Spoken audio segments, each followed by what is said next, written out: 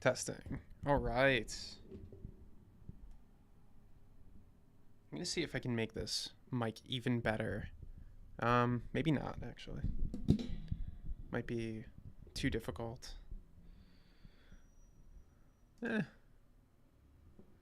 I'll go with it. I think it's fine. All right, part 2 of creating a blinking LED circuit, TS circuit. First ordered circuit. So pretty exciting. Last night after stream, I got some broken stuff to be less broken, but there's still a lot of issues. So it looks like problems just got kind of broken. So sometimes that's better than things not being made, because in this case, I think everything we need is here. There's just broken stuff. So I played with the trace thickness on this one. So some of these we're going to play with the trace thickness on.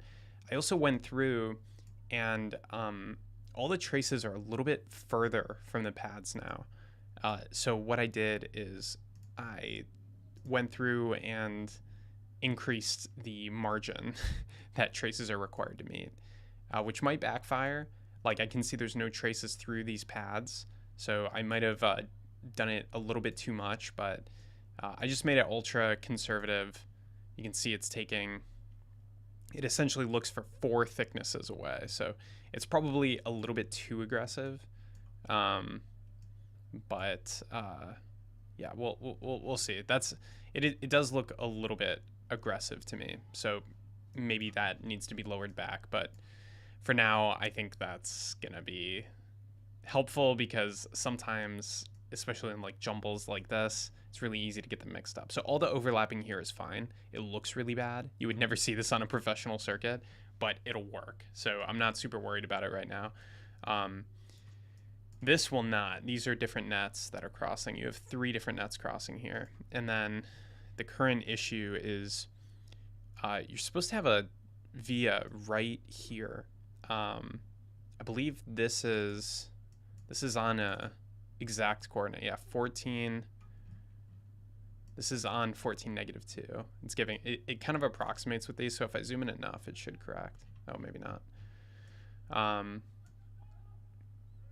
But this is 14 negative 2. Oh, it's in the background. That's why I can't double click it up.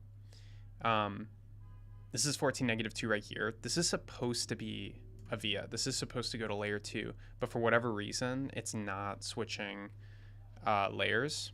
So so yeah, it's supposed to go from here to, I believe, y equals 2 around here. Yeah, around here it's supposed to come out of its via. So we could get around this problem by adding schematic level vias, and then we would be okay. But this should really work. This is like the most convenient syntax because like keeps everything together. You don't have to introduce a thing and a trace, like multiple traces, stuff like that. Yeah. Otherwise, it looks pretty good. You've got another intersection here we'll need to address, so we can use a via to get around that, go under here. And then we'll have to deal with this intersection, but then this thing is ready to order. There's no silk screen, so we're just gonna let the manufacturer, hopefully the machines will handle this even though there's no silk screen. So that's the plan there.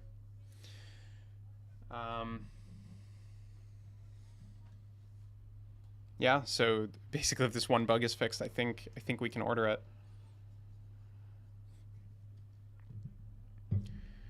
Okay, so yeah, let's get to it. Unfortunately, this is like a pretty deep bug. Let's open up the builder.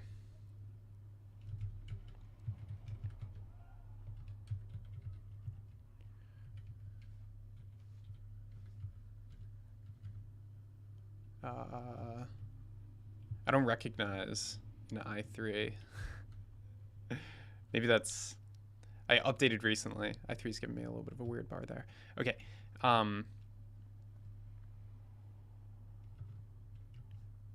Okay, so I already have a test where we have a multi-layer trace. And I think I was looking at this test yesterday and it was actually broken. So let's go ahead and run this multi-layer route.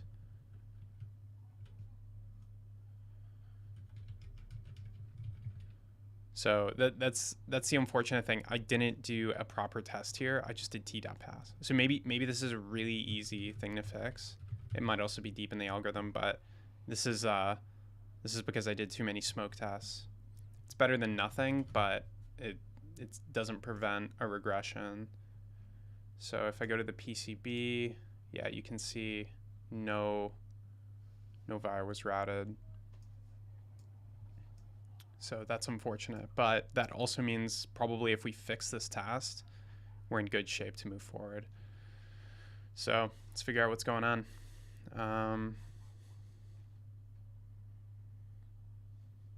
Yeah. I think I can look at all this stuff here. So we can see there's a PCB error. For some reason, these aren't surfacing. So let's look at that. No common layers resolved for terminals. Okay, that's good. No common layers resolved for terminals. This might be really easy. Although the other circuit did route, so it does kind of seem like a different error, but let's figure this one out because I think this is the foundation for more complex double via traces.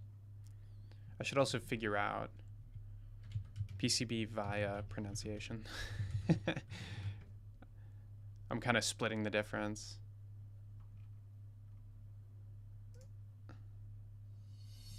When you want to move a signal that travels across a trace from one side of a PCB to another, say from the front to the back, you can create a via. A via is a hole with its sides covered with copper or gold or some other conductive material that allows a trace to continue its route. Okay, sorry for the audio being crazy, but yeah, it does look like it's via. On the left, the arrows point to two vias in the front of the PCB. Yeah, it does seem like via. Okay. Via it is.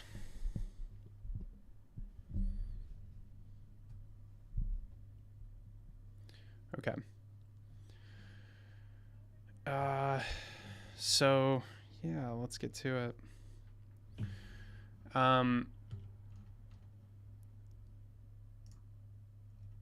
Right. So this via, so this is unfortunately pretty deep in the algorithm. Every time I have to refamiliarize myself. So it's finding that its candidate layer combinations are 0. Let's start by logging this out, and then we'll make a unit test for this kind of stuff in general, and then it'll just be easier next time I come into debug. I'll be able to look at unit tests. Okay, so it's not giving me a deep log, so what I'm going to do is do dir. Console.dir is how you get a deeper one. I'm going to set the depth to like 1000, so it just gives me the full object. Okay, there we go. So top, bottom, this should absolutely resolve. Although there is something a little weird here. For some reason, this should have via true on it. So I think I might already see the issue. Somehow that's getting removed. So each hint you pass in has via, optional via, or layers. And via really is, it means forced via. Or via. So if you have a forced via, then you have to switch layers. And in this case, the way this is defined, it is a forced via. That's what we're doing for the default for now. We might change it later. Um, so the input, for some reason, this is getting wiped.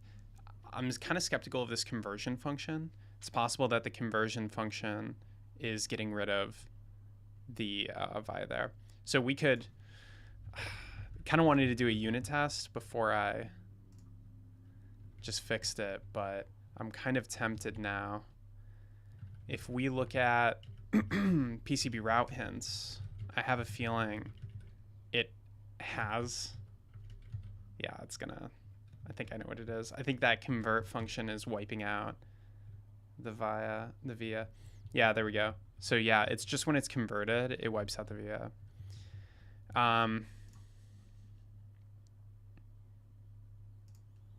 Oh, there's already a unit test. No. Sorry. Let's go to our test directory. Oh, there's already a unit test. Nice. Okay. Okay, cool. So then I feel like I don't need to be too pressured to have a unit test. So then let's just fix it. So this BC convert function, we're basically just going to say .p to inherit all the other properties, then .bc convert. And so now it's going to inherit all those properties. Cannot merge routes with 0 length. Okay, so now we're getting the right value for the ordered terminal and hints. So we've made progress, but for some reason it's saying we can't merge the routes with 0 length. Cannot merge routes with 0 length. Okay, so we'll move forward. Let's take a look, mostly for fun, at the candidate layer combinations. So it should say there should only be one candidate. Oh, it's too deep of an object. Sometimes it does seem like the default, I guess the default depth is probably like 2. Doesn't really feel deep enough. Okay, so yeah, top, bottom. That's how it should be. So you're on the top, you go through the via, you're on the bottom, and then you end at the bottom. It's weird, and I kind of wish I had thought this out a little bit more, but a layer is the relationship between two points when you're doing tracing, and it kind of, what this really represents is what you're transitioning to, and then the last one is what you end at, because I just didn't think about it hard enough. So it's a little weird, but it means you start at the top, you change to the bottom at the second point, and then you end at the bottom. So it's like change to. Layer changes would be a better name, but it's fine. Cannot merge routes with 0 length. All right. So, spread types may only be created from object types. We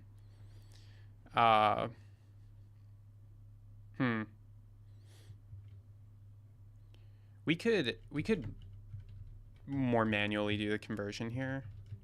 I'm a little bit concerned it's not going to have great handling for other types of points that might be provided, because I think there's an array syntax for types, but like you could do 0 is x and 1 is y, but I think I'll leave it as is, and we'll see where it goes. Okay, cannot merge routes with 0 length. So merge routes. So it's solving for each route between. Okay.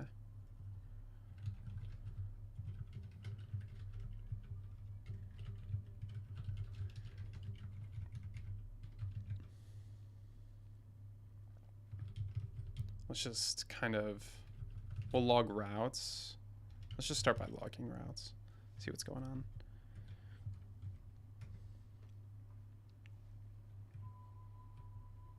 Oh, interesting. There's no routes. Okay, so we'll say ordered with layer hints. We'll try to get a little bit more information as to why this input would produce that output. So ordered with layer hints. This seems fine. So you start here, you go here, you end here. I'm pretty sure you should be able to solve for that route. And it's specified. Oh, you know what's weird?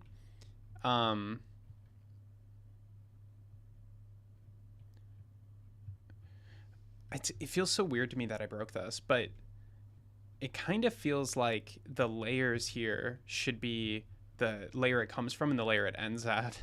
Man, this was totally working at some point, so I'm just like confused why I have to fix so much, but that definitely seems like a bug.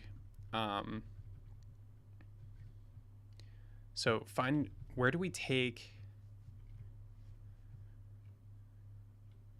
yeah, layers equals layer selection IDX.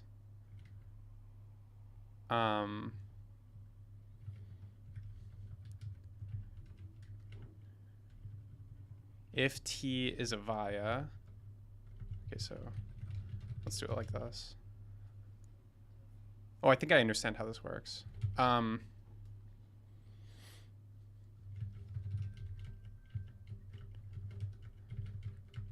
It's a little weird, but if you're a via, you should be compatible with the previous layer, IDX -1, and the layer selected to you, the layer you're changing to.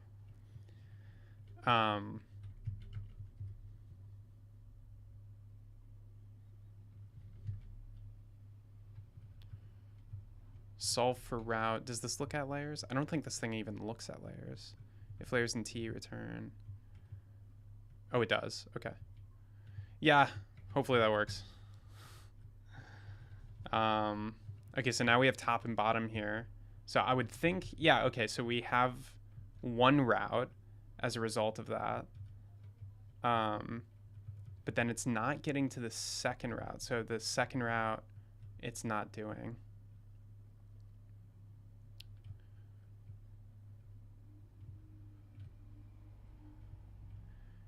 Cannot merge routes with 0 length again. And for some reason,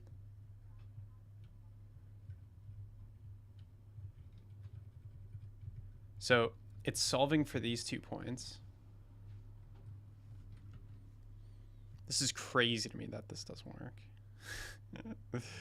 Like, it's so close to working too, it makes no sense. It definitely worked at some point. If via to layer, return T dot via to layer. Okay. Candidate layers.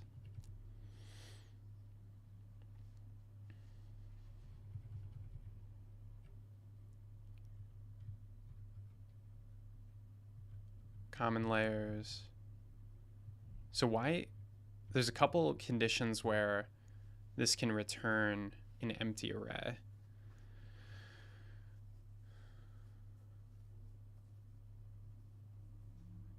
We should actually be more prepared for this 0, like where you couldn't route case. Like that's pretty common. It should push an error essentially if you're not able to do all the routes, and you should actually delete the previous routes. So there's a bit of a bug here.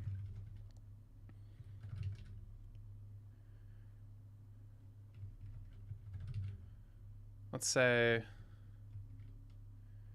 if routes.sum route.length is equal to 0.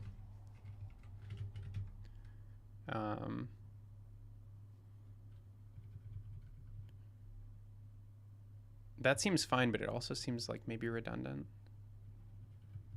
I don't know. I'll let it be. Better to error more, right?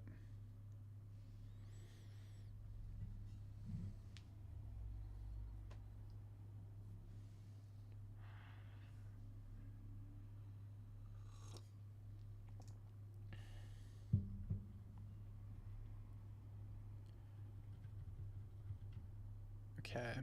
And then else we're gonna do this. So this will make the test pass, but what we should see in our debug is now it should be partially routed or not routed at all.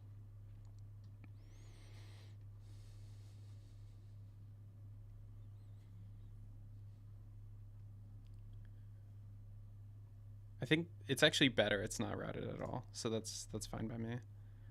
So we don't push any of the routes. Okay. We could have it partially add the routes, but I think that'd actually be worse. So that's good. So we're going through each pair, and for the second pair, it's not working. So I kind of want to log that second pair and see what's going on. We don't know. Unfortunately, that PCB errors don't show up here. They're super useful. So what I'm going to do is go to the test, and I'm going to log. This is a good basis for our truthy test too. There should be no routing errors. So afterwards, we can say t.truthy, no routing errors, and we can also check for the existence of the via, and that should put us in a good place. So we'll filter s.type that I'll just say includes error.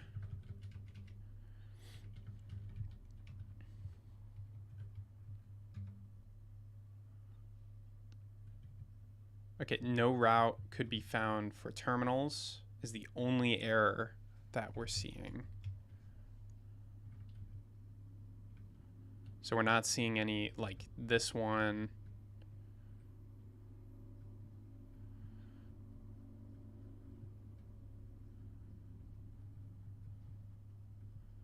No route could be found for terminals.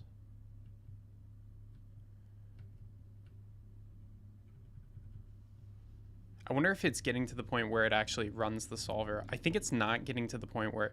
It's funny how simple this was before layers were introduced. But that's how it's got to be, right? That's where all the complexity in routing is. Although normally you're also automatically inserting vias with a more complex auto router. So let's see what that value is. So we only care about the second value. It's saying the common layer is bottom. Perfect. That's exactly what we would expect. Common layers is 1. So solving for a single layer route, terminals.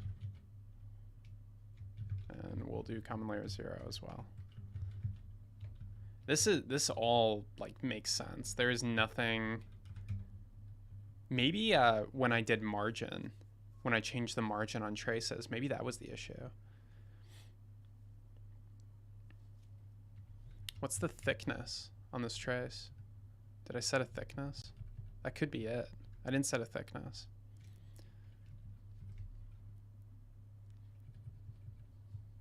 It could still be the margin, but okay, here's where it's running the solver. So it's running a solver from x0, x1.5. Everything looks fine here. This should work.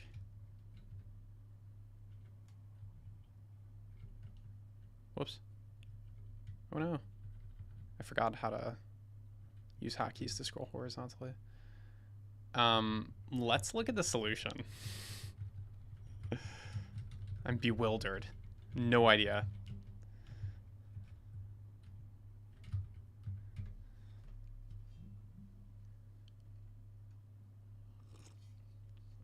No solution. Crazy. Madness. That's so interesting. It could be related to the obstacles. I think it's got to be related to my margin. My margin might have been too aggressive.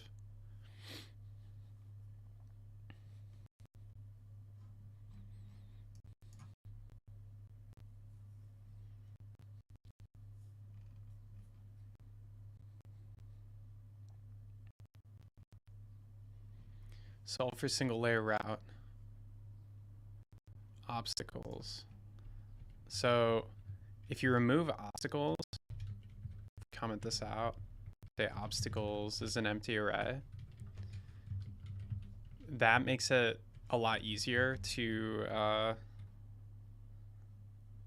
yeah, okay. So the distance between here and here is about 1 millimeter. I think it's possible it's just a margin issue. That layer solving thing still seems relevant, but it's also weird since this is symmetric that you would even have a margin issue.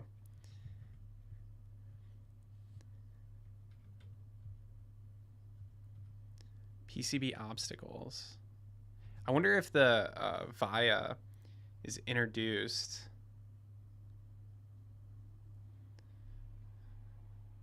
It's possible that the via is introduced as an obstacle. PCB obstacles. Where is this computed?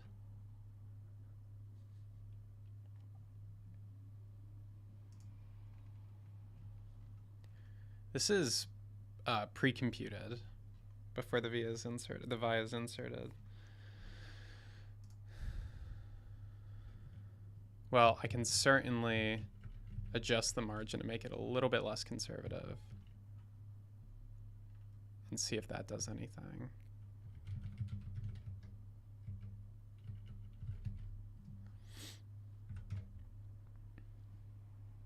No. Oh, I read it wrong.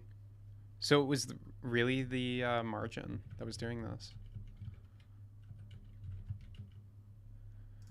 I don't know why it wouldn't work symmetrically though. So maybe there is rounding that happens. Yeah, it's literally the margin. I guess I can see it.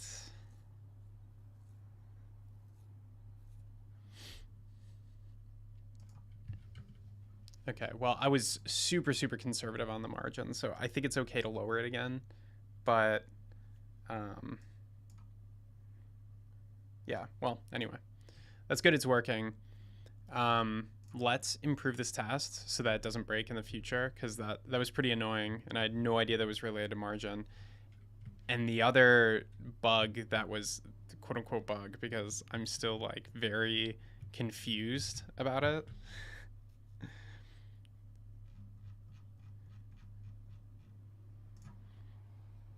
Like this one. This is so confusing to me. Find possible. I think this was a good solve. I think this was necessary. But now would be a good time to revert it and see if it was even needed, because I don't want to introduce code that didn't fix a problem. I think this one's okay too. We just need to display these errors. So it's coming out this one and see if it still routes.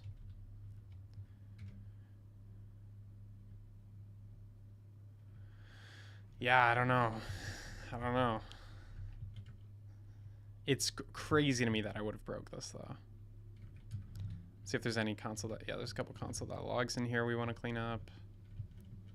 I'll leave it as is, I think.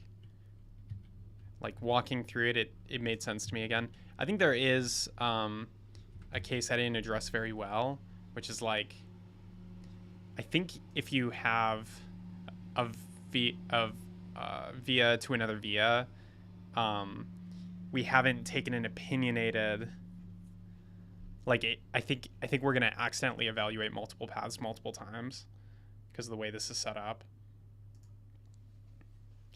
So I think the right way to do this, I'm not explaining that problem very well, but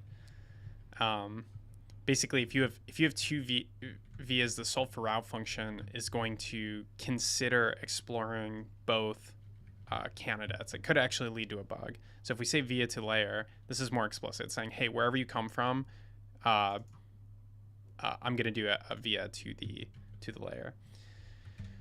So this should break it, maybe. If it doesn't break it.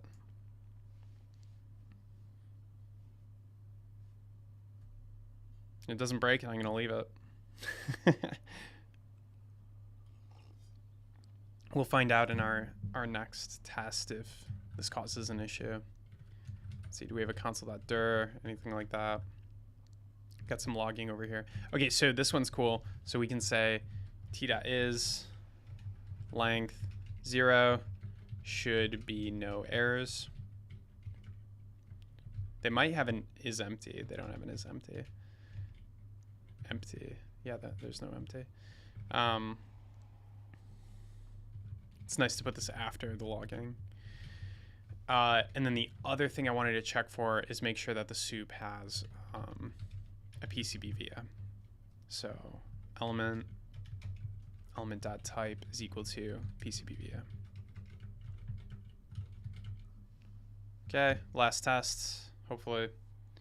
Cool, okay. So passes, we can construct vias now. Oh, hey, what's up, Jack? I think this is like a not insane time for you because I'm up early. Oh yeah, it's like 5.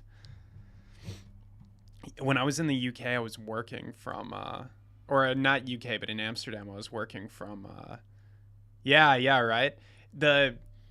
I had a hunch because I saw Primogen's channel that it opens up the screen a lot, and totally correct. Like now I'm not worried about like using up too much screen space or anything like that. It's crazy. Like my head is only 30% of of what space was needed there. So yeah, it's helping.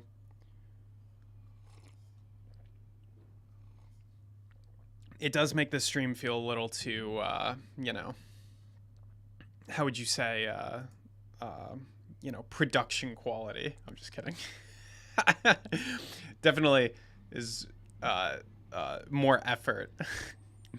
Also, green screens, when you hang them up, and I nailed this one, unfortunately, but they kind of change the color of your room. Like, your entire room now has a little bit of a green glow. So, I might have ruined the aesthetic of my room a little bit, but I'll take it. I do this most of the time anyway.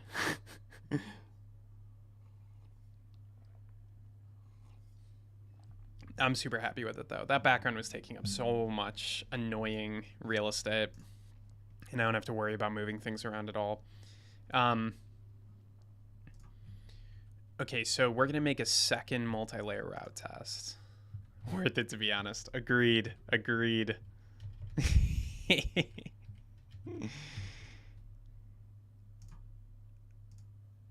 Yeah. It seems okay. Yesterday, I was trying to program while streaming, and I noticed like everything was laggy. So the GPU theoretically comes today, and hopefully, everything works. I'm still not sure that everything will work, but like will be compatible. But I'll shove it in, and hopefully I won't have any delays or any annoying issues. So it's kind of confusing to me, like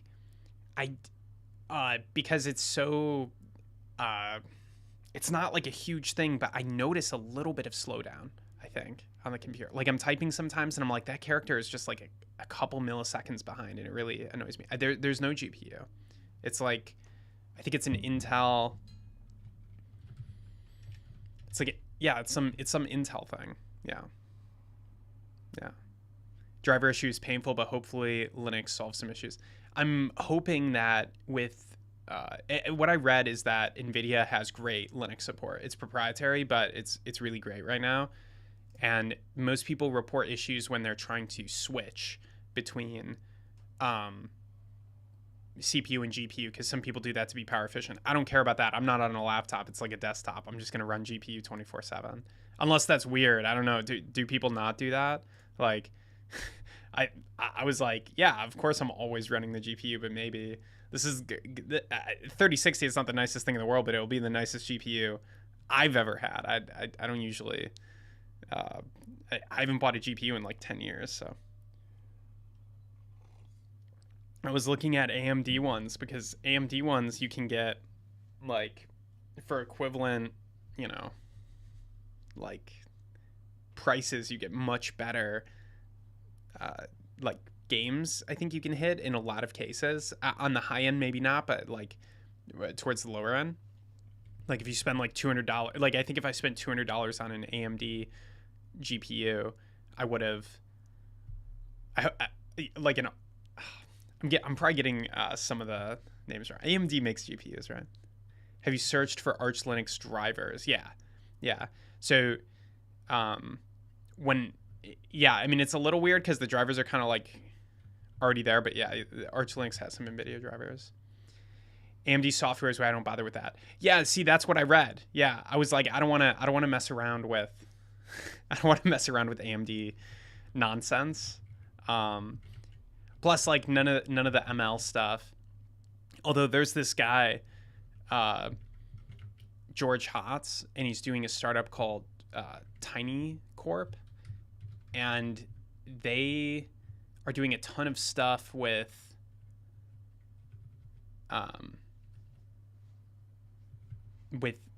NVIDIA. They're making like a box. I think they make a thing called a Tiny Box, and it just contains like 6 NVIDIA GPUs, and it's supposed to be like, oh, hey, we're like giving you the hardware. We sell a computer called the Tiny Box. GPU, RAM, 144. Yeah, so they sell this like massive GPU machine. And they're working on improving the AMD drivers. Where do they list the actual GPU? It's kind of weird they don't. Am I crazy?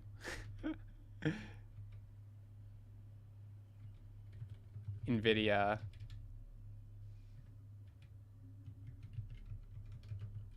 I guess they don't care because they also make a machine learning framework. So I don't think they care about the GPU as long as it works consistently. But what they said about AMD stuff is it just wasn't working consistently. He's so annoyed with them. They use a 7. Oh, okay. So they do use. I thought they were switching to NVIDIA for some reason, but I guess I'm wrong. Whoops. They use this guy. Everybody seems to be under the impression that NVIDIA is like light years ahead. I don't know if they're actually like so far ahead. It does seem so right now, but people are like, betting that it'll take a decade for other people to catch up. It's probably similar to like Intel's lead or something like that.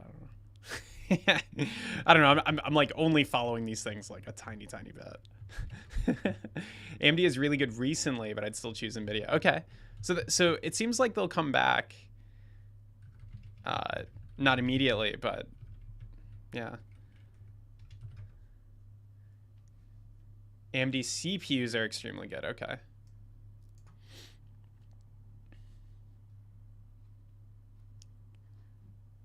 Okay, so multi-layer route is looking pretty weird. It looks like it didn't know what to do for this layer in between.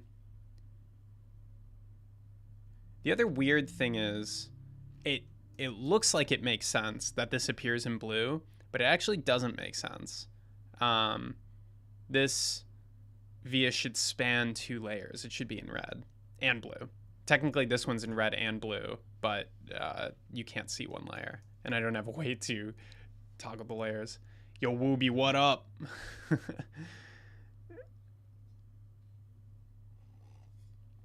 I didn't know AMD CPUs were beating Intel's for the past 2 years. I've just been getting Intel. I'm looking forward to, I doubt it's going to happen, but it would be amazing if Apple Silicon would be available on Linux, because once you use Apple Silicon, you're like, damn, that's all you want. It's so good. I was looking at like the M3 Max. I had an M3 Max briefly. I had to give it back to the company, but I had an M3 Max briefly, and I had no idea like it can run like some of the latest games when they make them compatible with Mac. How's the stream going? And yeah, AMD's so cheap. Stream is going. It's going, debugging. It's going as good as it can go. Apple CPU on Linux, sad face. Uh, oh, Microsoft's making its own. That's good. Yeah, I just want that sweet, you know, M3 juice. Once you've tasted it, it's hard to give it up. I need to rename this test. And then I need to rerun this and open it up. I kind of like overrode the previous one.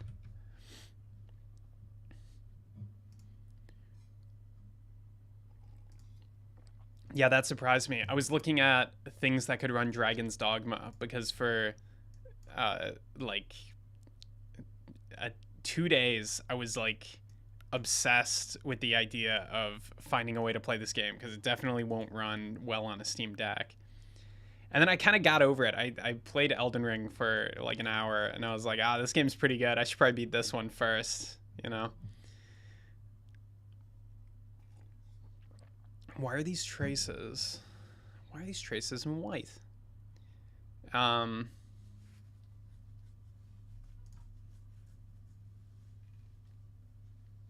There's no errors. From layer to layer, inner one. It's going to an inner layer. Oh, interesting. That's a valid path, but not one I expected it to make. It should probably try to do a 2-layer first. But technically that's a valid path. Well, that explains that. It's not technically wrong. That's interesting. Very interesting. I think there's something that scores different routes. So I'll look at the route scoring and see what's going on there. Oh, it's so interesting.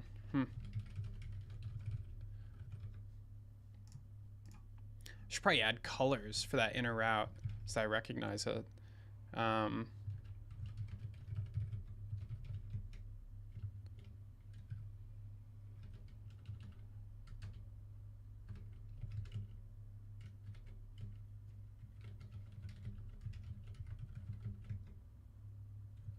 Default draw order, layer order.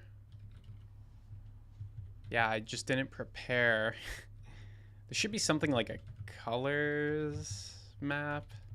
Oh boy, this is gonna be hard to find. Dragon's Dogma looked good, kind of forgot about it. I want to get through Dark Souls and then Lies of P. Oh, is Lies of P good? Interesting. I saw Lies of P and I was like, I don't know. But I didn't look into it hard enough. It does evoke like the kind of I don't know. I was thinking about how growing up I was playing these like, well, actually, yeah, no, it does look interesting. It's got like the die, right? I don't know. Maybe I can't put it into a category. Yeah, there's no label here for inner one and inner two and stuff like that. So we can do that really quickly. Let's see what. This is like a list of. Oh, interesting. Oh no. There's no predefined. In one. There we go. Okay. We'll just do that for each one. Come on, Copilot. Yeah, Copilot. Go, go, go. You can try multiple lines. Oh, come on. All right, fine. Have some ambition. Copilot is like an insecure junior engineer. Just won't take that leap of faith. Gotta nudge it. All right, we should have colors for this now. It's still worse than Elden Ring and Dark Souls, but it is a good game. Gotcha. Okay. Yeah, basically there's no excuse for not beating. Don't get distracted.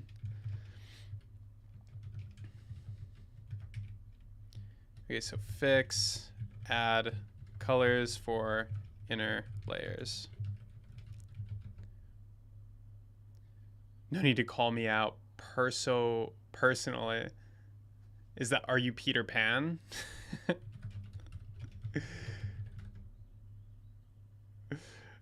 Lies of P. It's Peter Pan, right?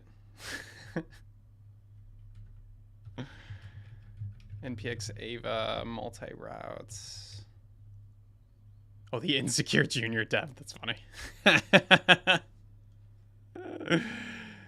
I don't think I'm assuming everyone who's, since it was 3 years ago that I think a lot of people we first acquainted via live stream. I'm assuming nobody is a junior anymore, but maybe, I don't know.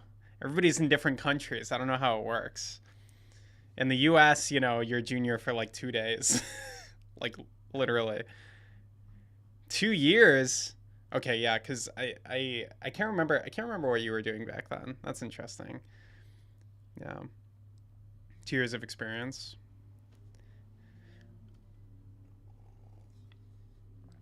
Oh, you were 17. Junior dev pay. I must be in for a treat for the future. Yeah, but like junior dev pay where? You know what I mean? Like, it really changes. Europe and in Canada, they don't make the same amount. It's the open secret.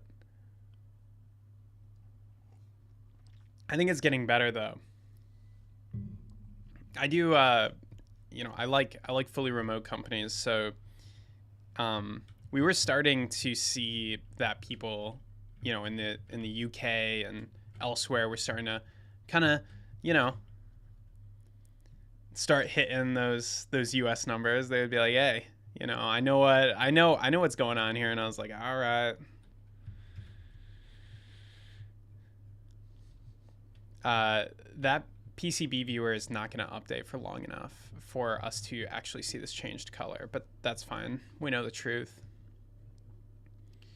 I think let me look at the soup here again. PCB port. Where's the VIA? It's weird these don't have IDs. From layer top to layer inner one. This all makes sense. It's just in how it's scoring each one. It's in how it sorts it. So it should sort prioritizing. Yeah, it's kind of weird because if this was a multi-layer board, that's a pretty good way to do it actually. So maybe I don't fix it. The problem is I was going to order a 2-layer. I wasn't going to order like a 4-layer for the first board. And I don't really want to add global controls for that yet. All right, let's figure out where this is happening. My pay is kind of bad, but really good. It gets dicey, but 74,000 is definitely junior dev pay in the US for a tech startup. I would agree with that. I can just buy whatever I want. Yeah. I mean, I had a friend who is working a job where layer selection preference shows bottom being before inner one. So I think something's up. Layer selection preference, solve for single route layer. That's kind of interesting.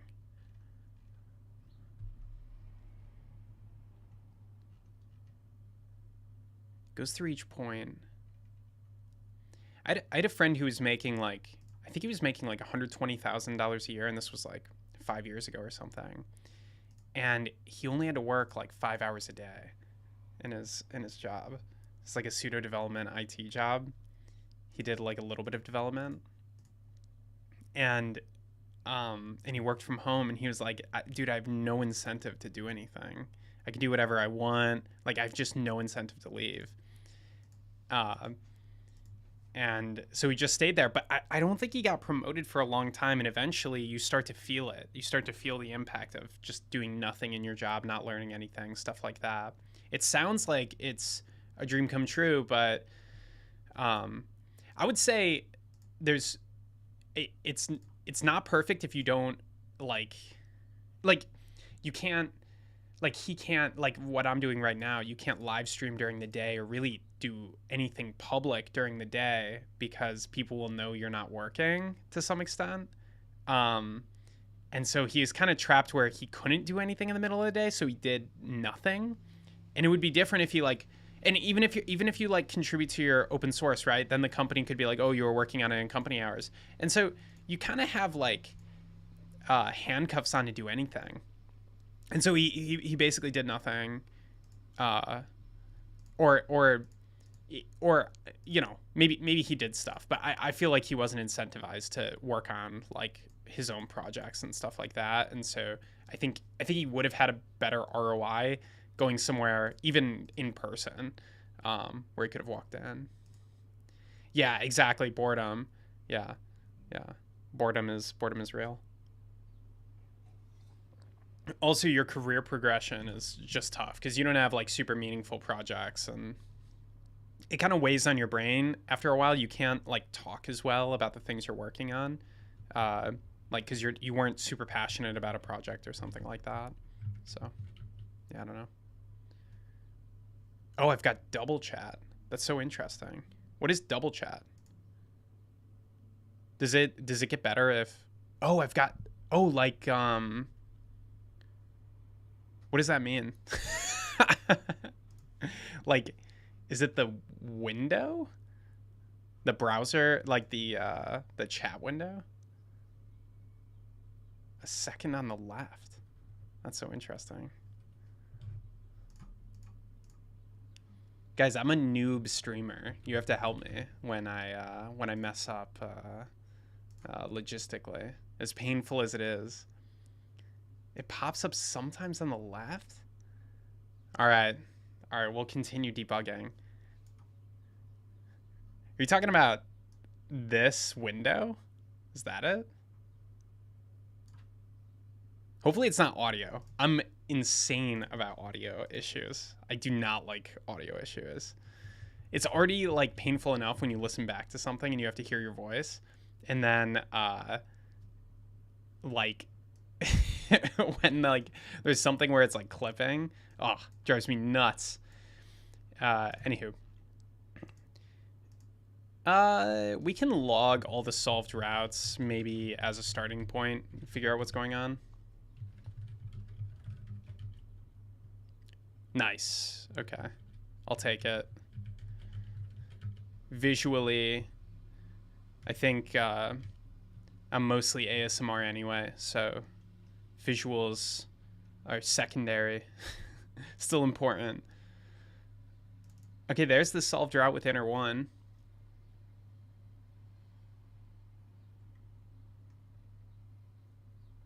Wow, that's super readable though.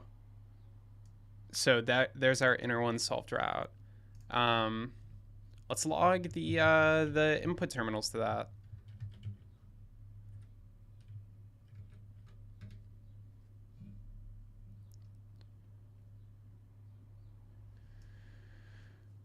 Via to layer bottom. PCB port layers bottom. That's not the right one. Via to layer inner one. Okay. So that kind of indicates there's a larger problem here. The layer selection. Oh yeah, because it always takes the first one. So yeah, it's just a sort issue. So we should be able to score and sort better. Let's log this as well.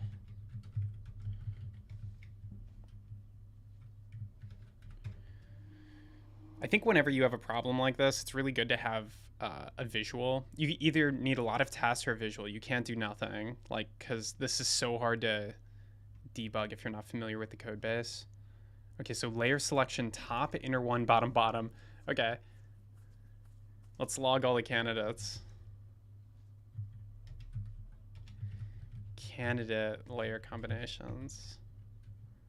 And then we'll sort it.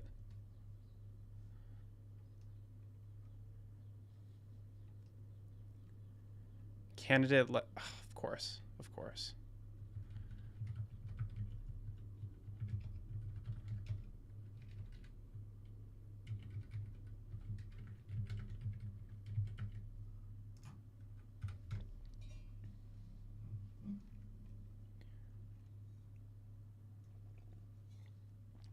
Okay, so there's no combination where it goes to bottom.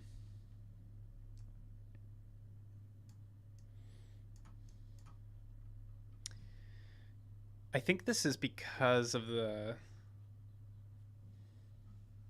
I might just let this edge case go. It's definitely pretty annoying, but there's no reason for that second via, and so it's getting confused. Like,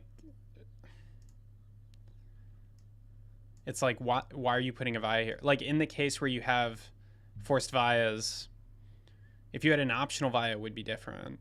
But since you have two forced vias, it's like, well, I can't go bottom, can't go top. So if I were to add a third in the middle, I think it would resolve, because now it makes sense. But with forced vias, it's just the coloring problem.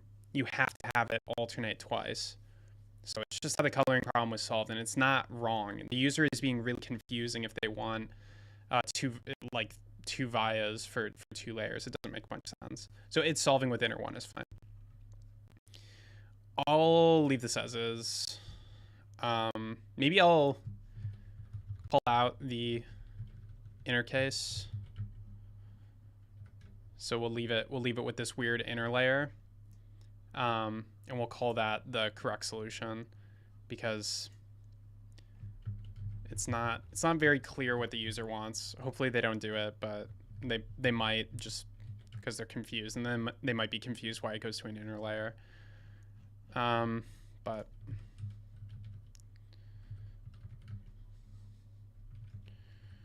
all right, just making sure there's no log lines. Then we'll commit this up.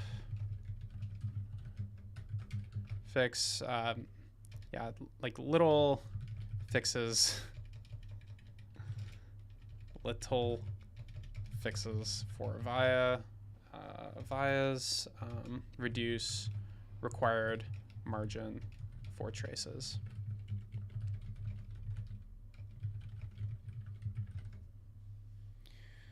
This is gonna look so sweet when I have silk screen, because all these pads are going to be annotated with all these little marks. It's going to be sweet. Verse then. Official Sammy, I'm extremely bad at remembering what I've said at any point in the past. I need all the contextual information.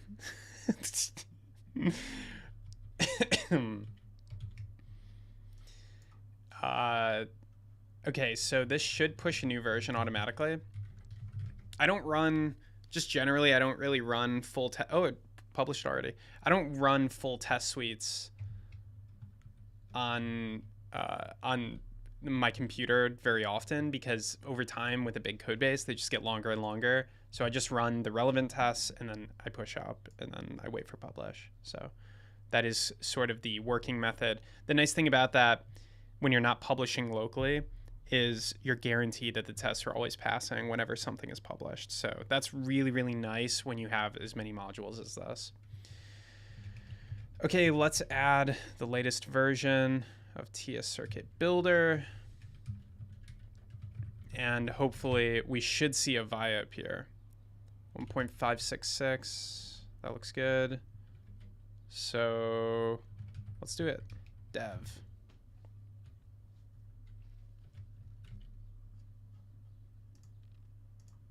Nice, look at that. Oh, it's coming together. Well, that's really small. This board is only like this big, so everything we're looking at right now, super, super small. And these are big resistors relative to most circuits. So that VIA comes out a little bit early. We probably want it to come out all the way over here. So let's adjust that. It's insane to me that this works at all. Nice. Okay. Maybe 12. Okay. Wow. It is insane to me that any of this works. I love this new margin too. That looks a lot more clean. Before it was pretty spaced out. This is looking a lot more clean. So fun, dumb thing. People who route PCBs all day, they really don't like 90-degree edges. 90-degree edges have some weird properties. So they try to use 45-degree angles everywhere. although it's like it doesn't impact things in like 99% of cases. Like sometimes these 90-degree edges can be a problem. So like if you looked at this PCB, you would be like, it looks like an auto router, partially because of stuff like that, and also because of stuff like that. That's a really, although there's nothing I think inherently wrong with this kind of trace, somebody doing these things by hand would never go, they would keep it simple. It makes it easier to reroute and stuff like that. Otherwise, this is kind of starting to look like a decent PCB. This is insane. You would never, that's why I added margin. You would never ever see a trace that close. That should be corrected. Even though it might not do anything, like you're completely reliant on the machine being super precise. That is less than the size of a human hair, most likely. So yeah.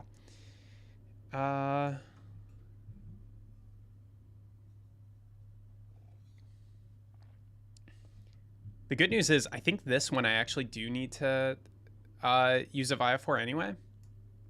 So I'll go ahead and do that. This one is between U1 port 4. Okay, so very annoying thing. Tried to fix this last night, but it doesn't show the name. Yeah, so U1 port 4 is reset. It doesn't show the name in the PCB viewer right now. Super, super annoying. Also, big thing I introduced last night is you have a soup view, so you can pull in the database. So every circuit, this is like the database for the circuit. Every circuit creates a sort of database called the soup. And so you can now view that database relatively easily. Okay.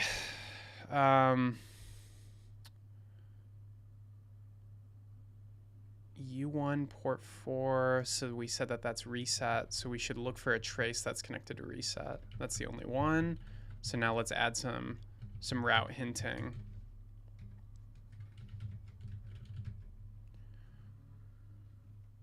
So I think I'll have it go right around here.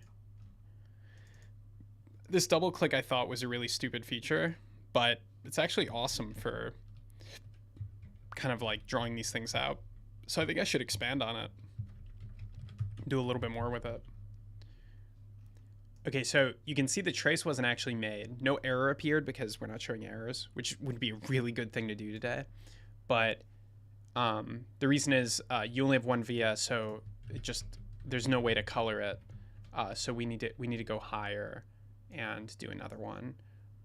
These are all connected to the same net, so I could just go, let's go here maybe, or yeah, that seems fine. 16, -6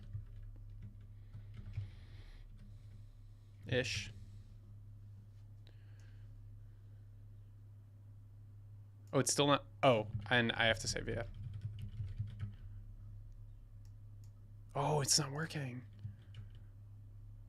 Oh, so disappointing. Oh, there it goes. Just took a couple of refreshes. Nice. Okay. So nothing crossing.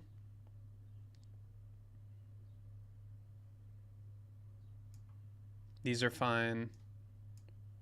Oh my gosh, we're so close. Oh my gosh, we're one via away, and then we can manufacture this. That is insane. I was expecting more stuff to break. This one, I'm just going to go...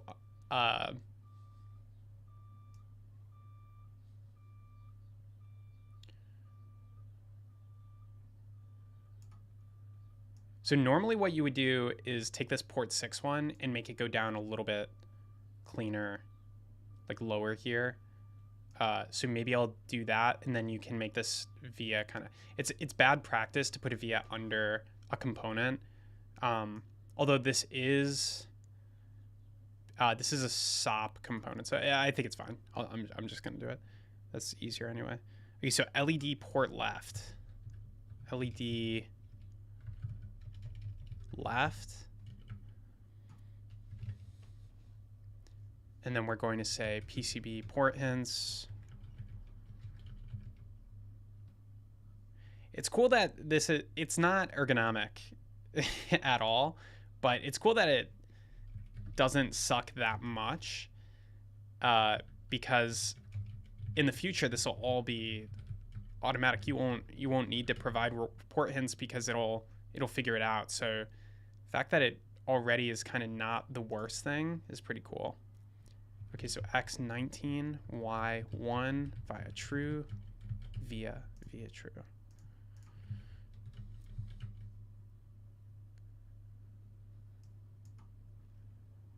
Oh no, what did I do? Oh no, we were so close.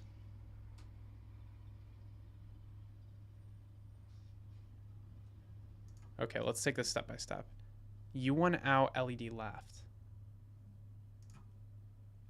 U1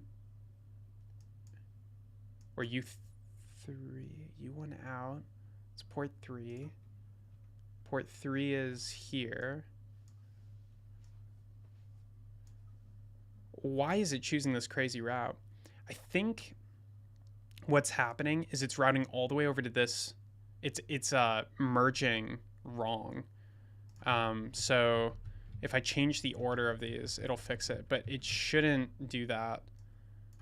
Oh, am I wrong? Let's see. Give it a second refresh. Yeah. So that's definitely a bug. The port hint order shouldn't matter. It should automatically resort the port hints to make sense, but I'll fix that later. Okay, so let's do a quick inspection. This is kind of bad, but I'm going to leave it. I'm going to allow it. The size of these traces is super tiny. It's like at like a trace minimum. The thickness of almost all these traces could be increased, but I don't have a global way to do that. I'm thinking I might go through and increase the thickness in a couple places, but I think it should work.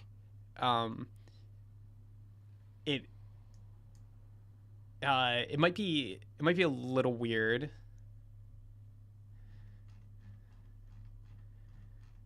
I just I don't want it to fail for weird reasons. If we increase the thickness, we should be safer. Generally, higher thickness, a little bit safer. So let's try increasing. Okay, so we'll call this. We're gonna manually do kind of a global thickness. I could create a new component too. I could make a sort of like a higher level trace component. That might be a little bit cleaner. Maybe I'll do that. Okay, so we'll say export const trace, capital T trace. I don't want to do this. I mean, that works. You can do fancier things with TypeScript, but that works, so I'll keep it. And then we'll adjust all of these. For the thickness, we're going to provide a default of 0.5 millimeters instead of 0.2, which is a healthy thickness. And then we're just going to refactor these. Property thickness is missing. That should be optional. So now you can see our lines are getting a little bit bulkier, but they look okay, I would say, generally. For all the ones that just changed. I actually only see it in 2, which is kind of surprising. I wonder if some of the traces, do we have any unconnected pads? U7, U2, U7, 2, and 5. That's too many. We're missing something. 2 should be connected to R1. So I think there's an issue there. I think maybe also, yeah, after adjusting the thickness, it might not be able to route anymore. Let's change that back to 0.2. This needs to update still. Okay. I don't know. Do I care? Do I care enough to do this?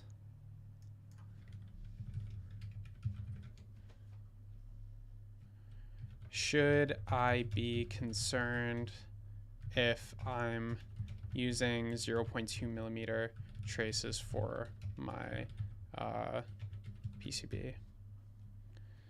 It's gonna be like, you know, sometimes, but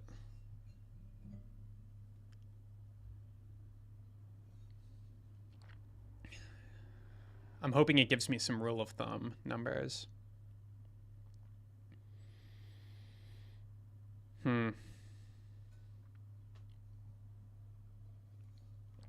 Let's be less dramatic, but just a little bit higher. Let's do like 0.3 or 0.4.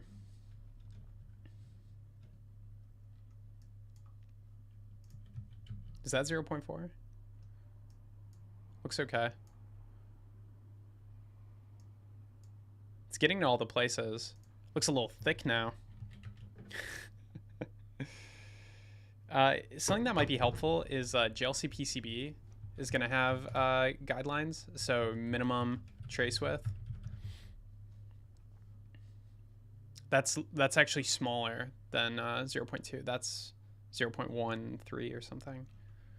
Let's see how close I am. 5 mil, 2 millimeter. Ooh. Ooh. That head math. Amazing. Incredible.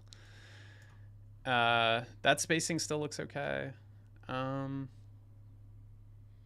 could try it at 0.3. Let's also, these vias look really small. I should just try uploading. We're probably gonna have issues when it uploads too, so I'm worried about too much too early. Let's get the traces consistent. Make sure none of them are disappearing, because it's not showing errors. Normally you would just say, oh, there's an error, and you would fix it, but since we're not showing errors. Okay, is everything routed? That one's fine, that's a no connect. These two are supposed to connect, I believe. Port 8 and port 7 should be connected. Port 8, port 8 and port 7 are not supposed to be connected.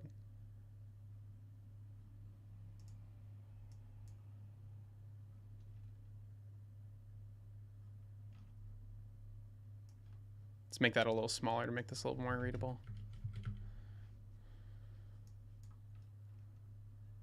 Port 8, port 7. Wait, am I crazy? Port 8, port 7, yeah.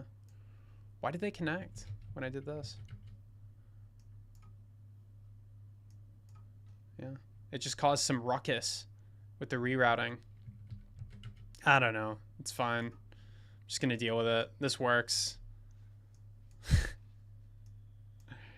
This is really weird because this is the, all right, we got to adjust some of these. So this is the return path for the power.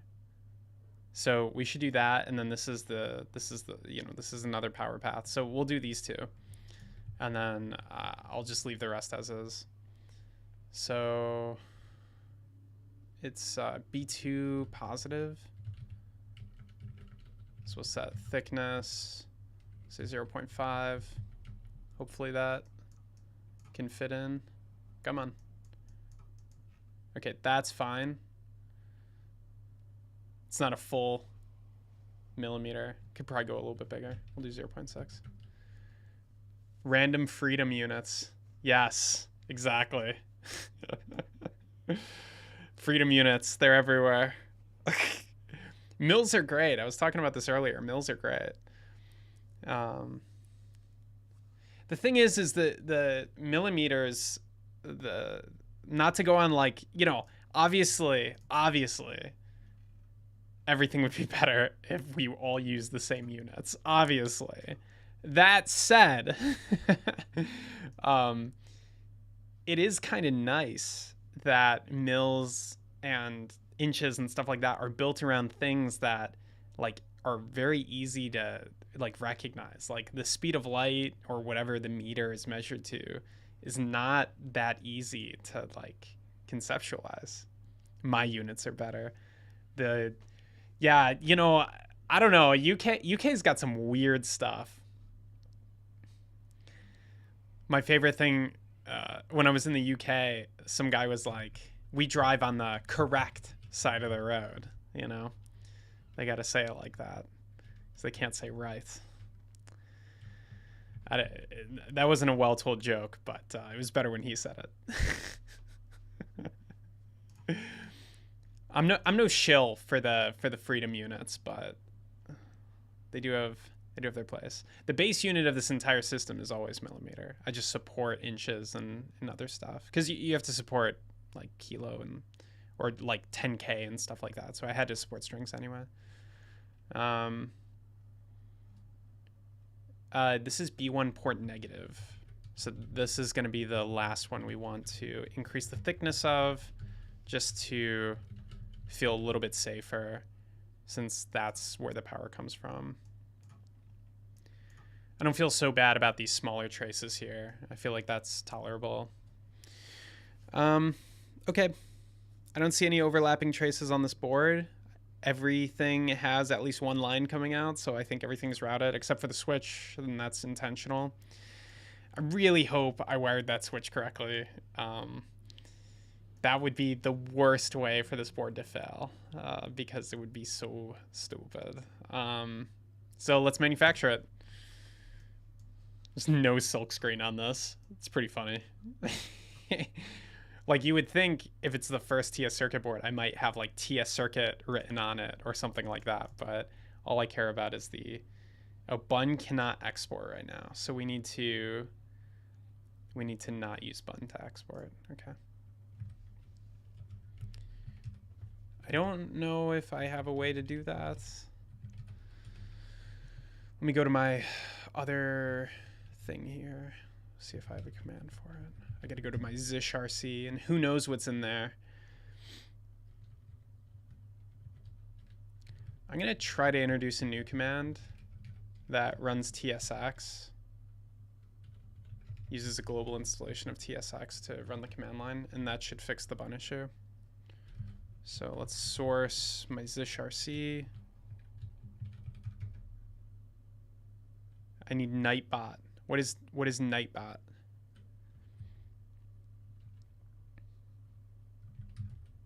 I'm a noob streamer.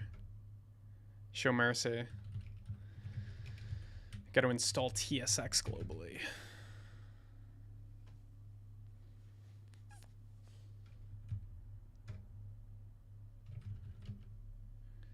ESM cannot import lib. Oh, why you do this? Why you do this to me?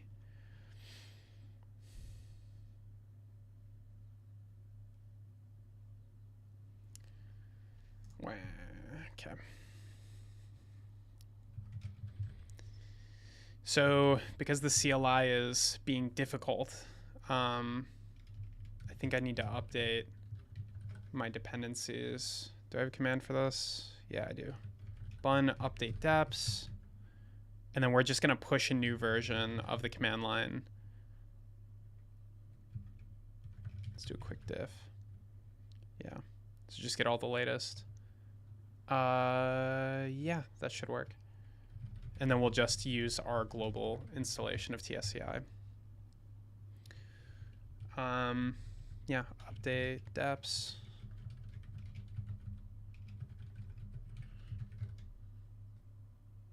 Oops. It's possible it already updated. That does sometimes happen. Everything automatically updates to create maximum breakage. It is a chatbot. You can run commands with it about the stream. Oh, interesting. I'll install Nightbot. I can do that. I'll set it up. But you know, first it's Nightbot, and then it's Discord, and that's where I draw the line. I was looking at people's Discords. No need to install. It's cloud. Nightbot is good. Okay, everybody's saying I need to install Nightbot. How do I do this? Nightbot. I'm looking at it on my other virtual monitor here. Let's see. Automate your live streams chat with moderation and new features, allowing you to spend more time entertaining. Entertaining, as if this is an entertainment stream. This is a train of thought stream. Let's see. Let your viewers choose the tunes you play. Giveaways, timers. Looks pretty cool. Sign up, log in with Twitch, and then hit join channel. And then, add Nightbot as a mod, and then it's good to go. Wow, is this free? That's crazy. That's nuts. Why is this free? Didn't you have a Discord server? I had a Discord server. I'm tempted to set up the Discord again or reopen it or whatever. I don't use Discord personally. Although maybe I should. And I feel like I'm either missing out or I really should have one, because I've noticed people do join Discord servers. Like it's like butter to get people into Discord servers. I was looking at some people and they had, I looked at their Twitch channel and their YouTube channel and their Twitter, and nothing had, their Discord community had more than all the followers or whatever on all those platforms. I was like, wow, people just are cool with joining Discords. I don't get it. But yeah, so it's easy to talk to your audience, I guess.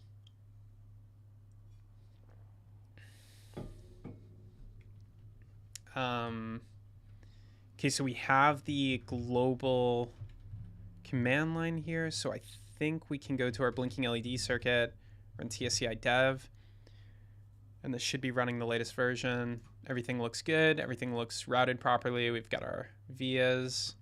So let's go to File, Export, Gerbers. Don't know why that was there. Nice. All right, let's start uploading. Wow, this is so exciting. Wow. First circuit made in React ever. I'm guessing it's number 8. My example, Gerbers. Where did that save to? My example. There it is. Go, go, go. If it's broken, I'm going to go eat breakfast. If anything breaks on this, I'm going to go eat breakfast and come back. Oh my gosh, that looks amazing. Wow, I can't believe this is working so far. Okay, we're going to order assembly. How many PCBs? Can we order any less? Nope, got to order 5. All right. Wow, you can see, it's hard to see, but you can see there's the little traces on the back too. So we captured those traces. Okay, photo confirmation. That's pretty cool. Whoops. Assemble top side. Right.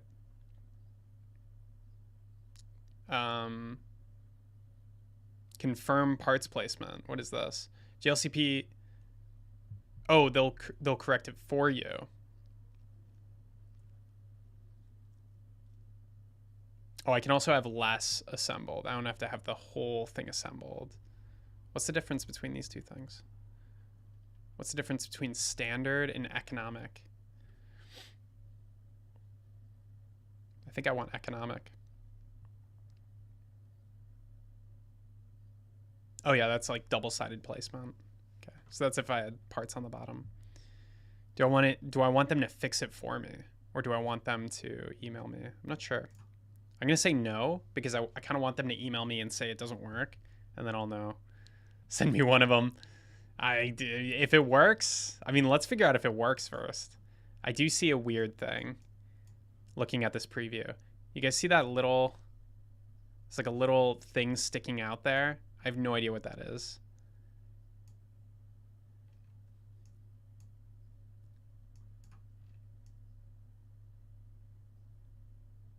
Oh, this is all upside down. Oh, it's the via. You know what else is weird? I don't see a via there. And if they don't have my vias, this won't work.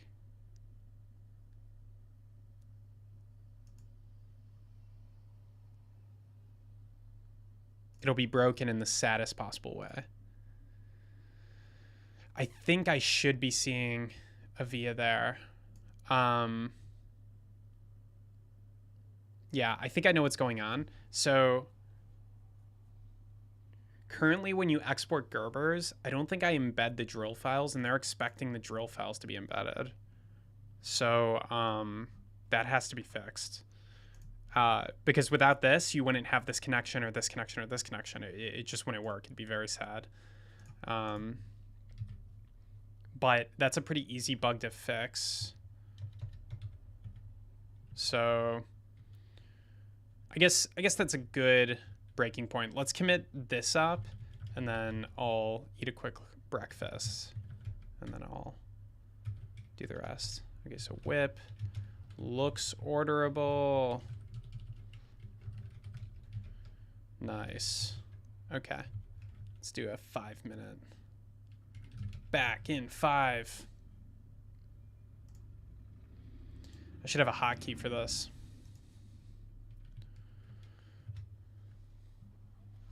All right, back in 5.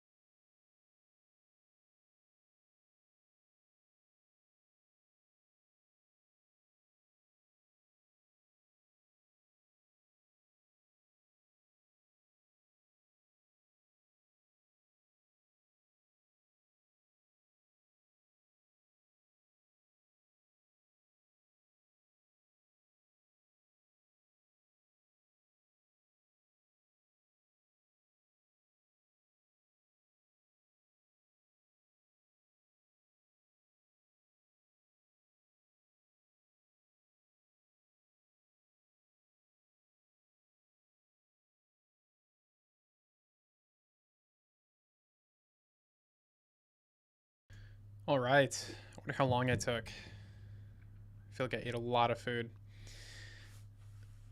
Um,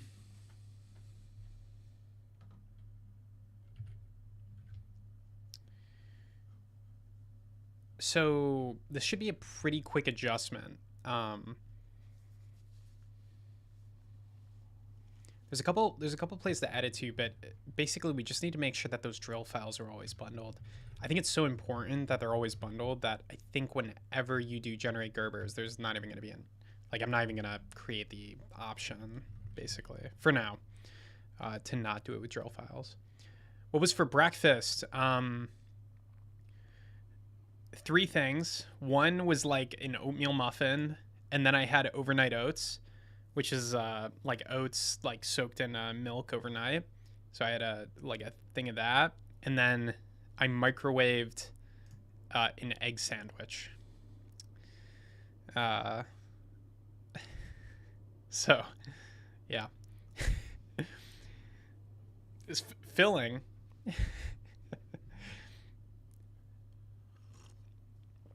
I've been doing Brian Johnson has this diet, and I have some of his stuff. Brian Johnson diet. I have his nutty pudding. This thing on the left, and it's like it's like a pudding meal, but it's really healthy. It's like made of nuts, so it can be okay for breakfast. Yeah, it's a decent amount of calories. I try to really load up because I don't know, like when I guess I don't know, there's like 3 modes that I operate in. One is like whatever this mode is, where I'm like talking and working at the same time, which is kind of unusual in day to day. Then the other is I'm reacting. So when I was managing a bunch of people, I was always reacting to people and trying to fit things into whatever time schedule I had. And so I had a lot of focus. And then the third is more relaxed, and it's like when I'm off stream and I'll look at my phone more and let kind of like, if I start to get tired of a problem or something, I'll like take a step back, like look at my phone, whatever, rest the brain.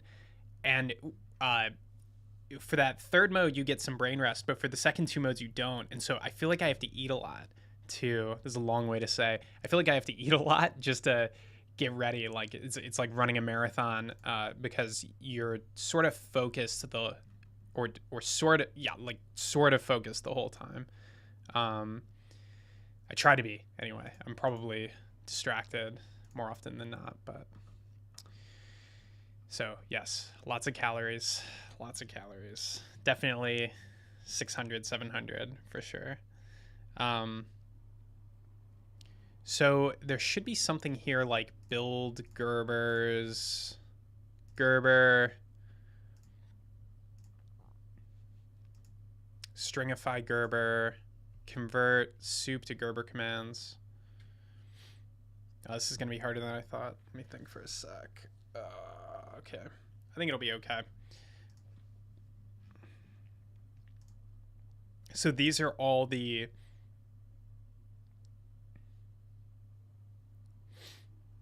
So not all of these are in the Gerber format. I'm starting to feel like this is a bad idea. We want a zip file. Let's look at this CLI code, and maybe there's a way to do it that's a little bit cleaner. So we'll go to the CLI.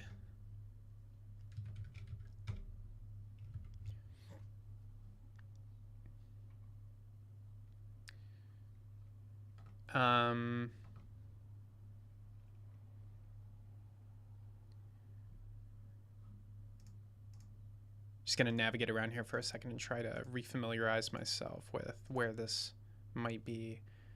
Export functions, you have export Gerbers. Export Gerbers to file. I think this is it.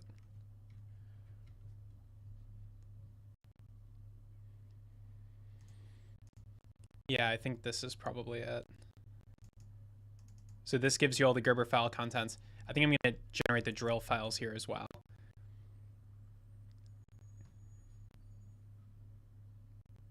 I never wrote an export function for the drill files. I don't know why. Is there no option? There's no option to download them right now. So they're just expected to be with the Gerbers, I think.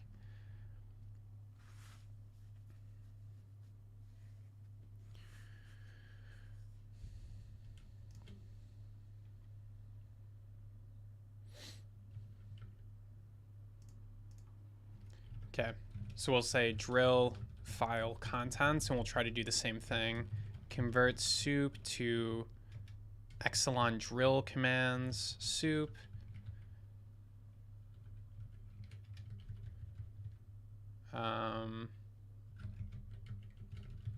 So we'll say drill commands. This is a little weird though, because there's supposed to be two versions of this. There's supposed to be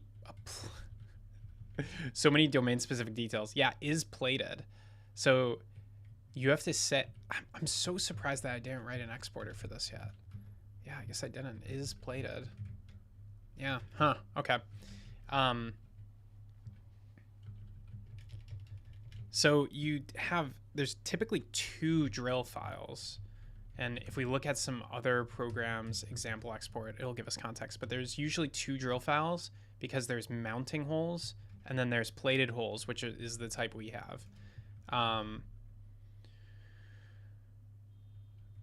Export, KiCad, maybe. So KiCad's got some example outputs, but I'm not sure if they include the drill files for some reason. But FluxAI did, and I think FluxAI is correct. And they gave it this DRL suffix. So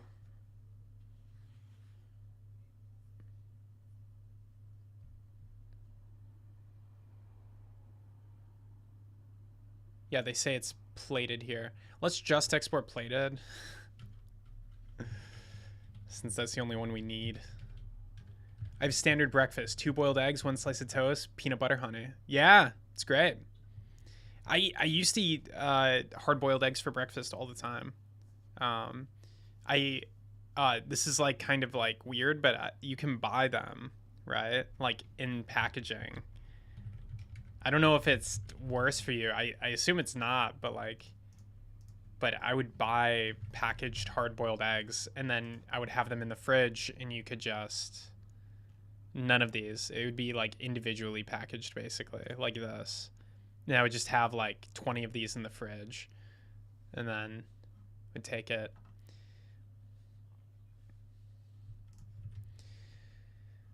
Always have a hard-boiled egg accessible. And then you always have a healthy snack, or at least a snack with a lot of protein. Okay, so drill file contents.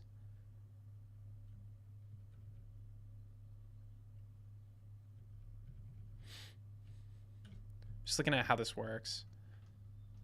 To me, it's really strange how this is set up because, I don't know. I feel like these don't have extensions. I feel like they're missing the Gerber extension. I don't know if I have an example of this export. I don't. If I were to unzip one of these files,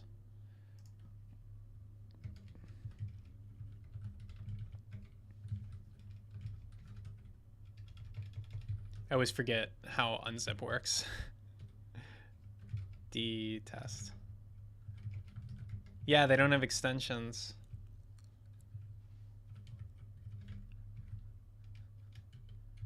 So JLC PCB was pretty good about reading that, but it's a little messy. I'm gonna add the extension.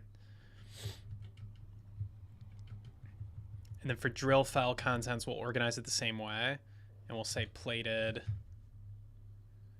I don't know why they gave it this weird name, but anyway, we'll end it with DRL. So we'll say stringify Exelon drill. And give it our drill commands. And then we'll do the same thing where we iterate over each one and add it to the temporary directory. This is so annoying because I can't test this stuff with Bun. So, and Bun seems to be the only way to run it on like other projects really reliably. So, I don't know. It's going to be a tiny bit hard to test this.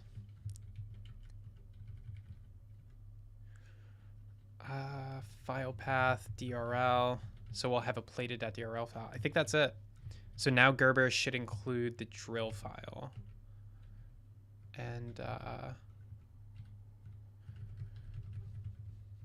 soup to DRL commands.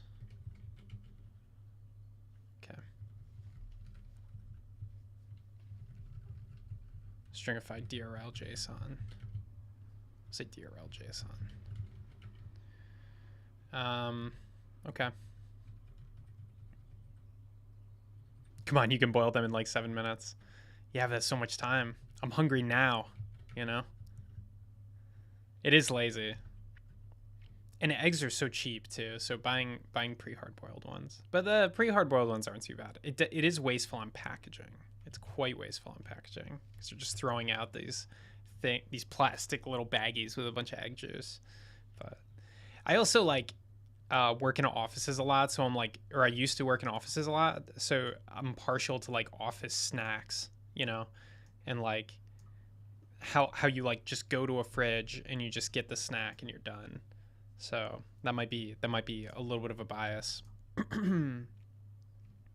If I don't test this export, I'm not really gonna know if it works or not. So I think I have to test it before I push it and use it on the other project. And I can't remember how to. Maybe I can figure this out. So to run it on the other project. So if I do CLITS, that should work, right? Okay, that works.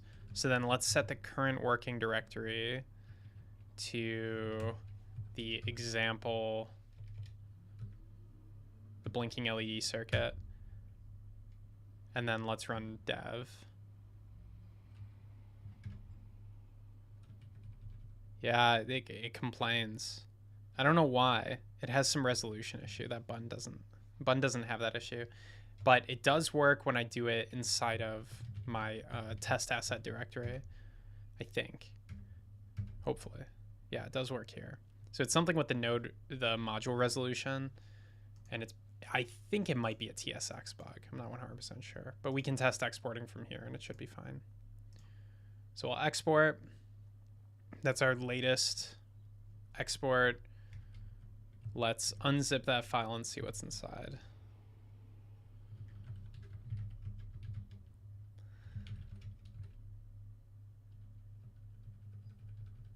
Basic resistor 9. Okay. Yeah, it has what we're expecting. So there's no holes in this one. So hopefully this works. I don't think now I feel like I never tested uploading a DRL file, but I was so rigorous on that one with making sure that the output matched exactly that I think it will work first try. But let's commit this new version of the CLI up. So export Gerbers now includes DRL files. Push this up.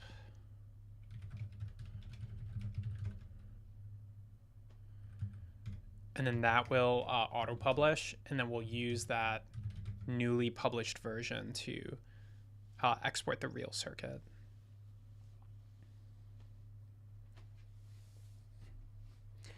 Yoga's cool. If you're sitting so much, and I do sit a lot, then you get to stretch out all the things that make it really hard to maintain that lifestyle.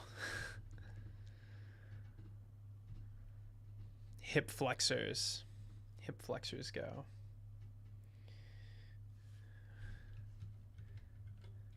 I don't really know too concretely what a hip flexor is.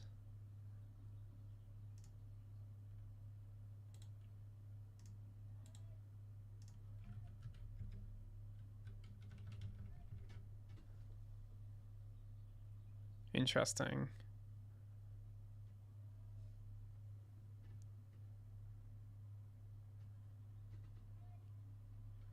Yeah, I guess these like weaken if you sit a lot, and then it causes a ton of issues.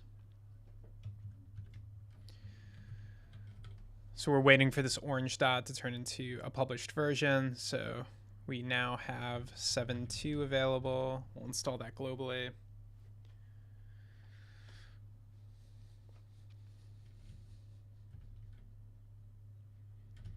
And then I'll just run TSCI version just to double check. Oh, we don't have the right version.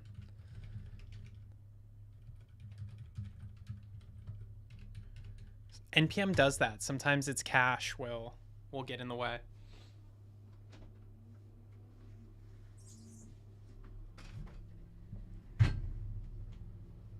Speaking of sitting, I am now going to sit.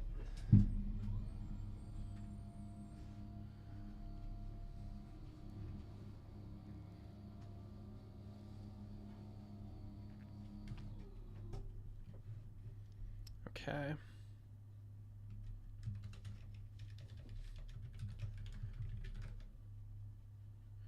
Still showing the wrong version here. That might be a bug where it shows the last version and not the newly published version.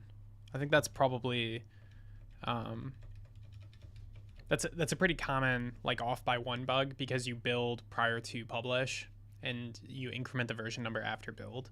So I think that's probably it.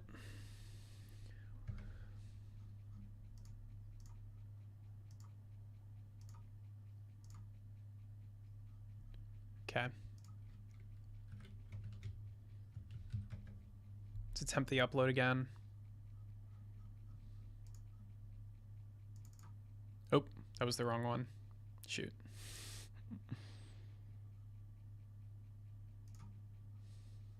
Their loading bar is pretty good. I think it might be completely fake, but I do feel better with it there.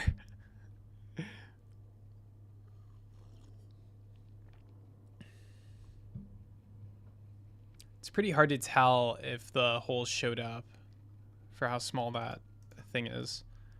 But I want to say I got a bigger preview later on in the flow. So let's keep going. Yeah, I don't know. I don't know if I see a hole there. Let's check the export since we have so much nonsense going on with our version numbers and whatnot. Let's check in on the export.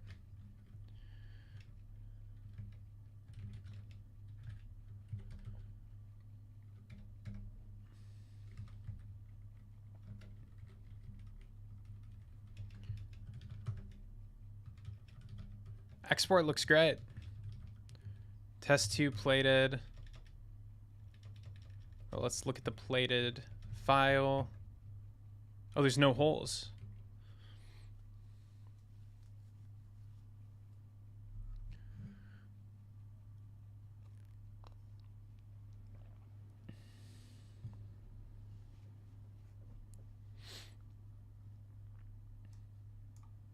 So it's now included in the Gerber file, but there's no holes for some reason.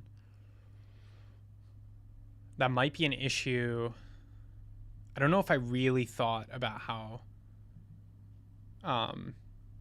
vias should be represented in a plated hole thing.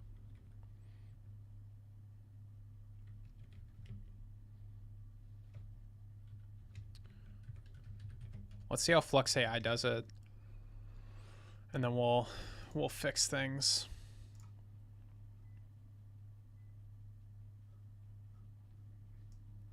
So I'm gonna duplicate this resistor, so we have 2.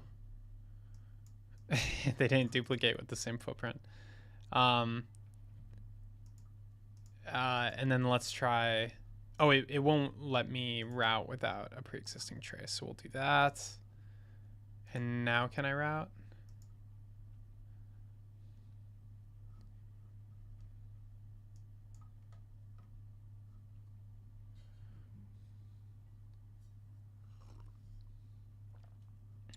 What's this code view do? Still nothing. Okay. Let me trace. Let me draw a trace. Okay, there we go. Yeah, all right. Okay, there we go. Also, the footprint like just changed. I don't know why. But okay, there we have.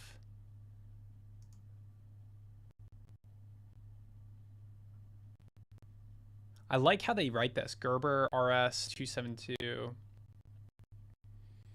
It looks more correct the way they do it. Okay, so Sevi Visual Lime version, blah, blah, blah. Okay.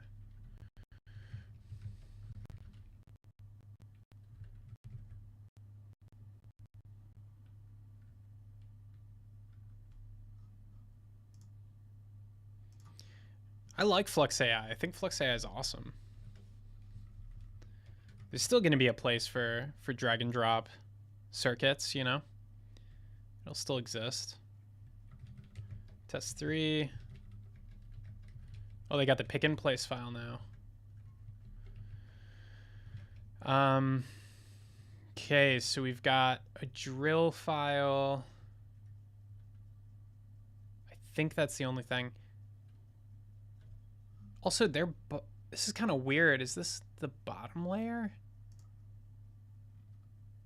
It's kind of weird that it's yellow. I always thought the bottom layer was like blue.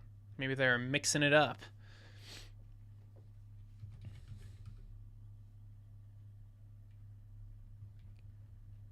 All right, let's look at the DRL. Oh, it says mixed plating.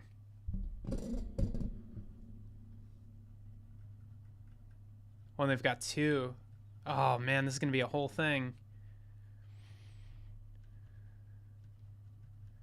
Okay, so unfortunately, after writing a lot of parsers for this, or not parsers, but stringifiers, I can actually read this now. So this is saying tool 1 with a radius of 0.3 millimeters, and this is defining tool 2 with a radius of 0.8. And then over here they're saying make a hole this size, and then over here they're saying make a hole this size. Oh, you know what's going on? Oh, this isn't complicated. Okay, so this is one type of plated hole, and this is the other. This is the 0.3 millimeter plated hole. So that's pretty simple. So I think all I need to do is make the PCB vias appear as plated holes for the purpose of generating Gerbers.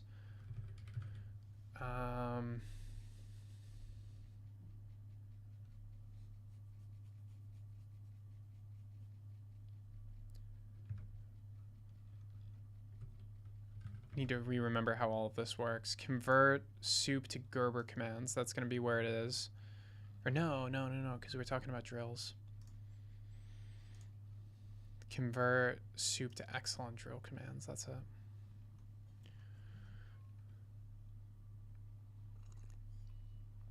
Yeah, there we go. Element.type PCB plated hole or PCB hole. And those are the only things we're defining tools for.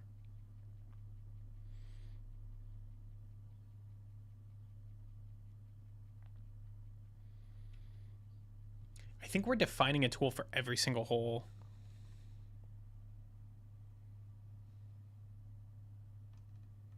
You should only define a tool for each unique hole. Also, I'm using inches. Oh. Why have I done these things? I could have kept it as metric. I think I did inch because I was copying like to the T what KiCad was doing. It's very regrettable. We'll convert it later. i.e. never. Everything else is metric except this one file. PCB via. Defining a tool. Oh, no. We are doing a check. We're doing a duplicity check right here. Okay. Do vias have a hole diameter? Element hole diameter. I guess they do. So that should be that. And over here, we're also going to add an OR. Beautiful freedom units. Yeah, it's kind of the worst when they're mixed.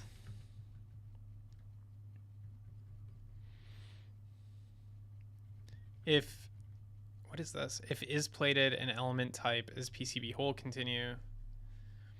If is not plated an element type is equal. Okay, so basically this is saying don't produce it if we're not doing a plated file. So if we're doing a mounting hole thing, we don't want to drill our PCB via out. I'm pretty sure that fixes it. It would be good to do a test, but I'm so confident that this fixes it. So confident. Let's see. How hard is it to write a quick test? Exelon drill. We've got some files. It might take like 5 seconds. Convert soup to Exelon drill. Let's add a PCB via. PCB via.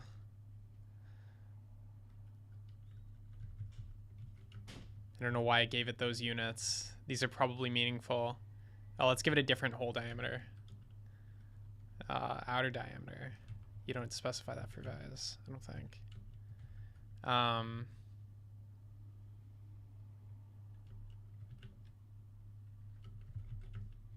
That all seems fine. What's going on here? Is not assignable, blah, blah, blah. Layers. Interesting. We have to give it layers. We'll say top, bottom. I think plated hole by default is on all layers. And that should probably be true for vias as well, but yeah, this is a really basic test.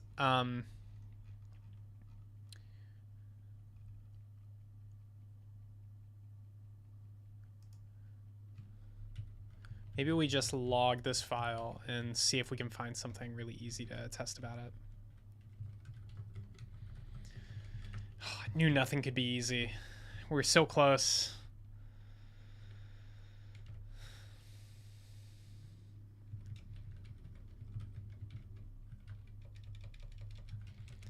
Ava test, Exelon drill, convert soup to Exelon drill. Let's see what this guy logs out.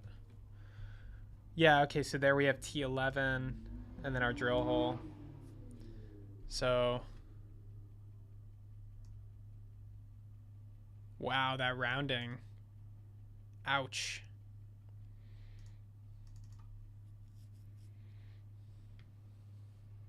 That actually seems problematic with how many digits it's doing on that really, really poor rounding.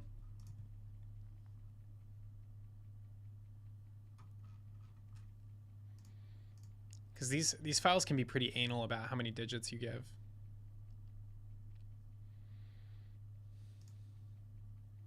That's the T command. So we'll say diameter 2 fixed, like, I don't know, 6.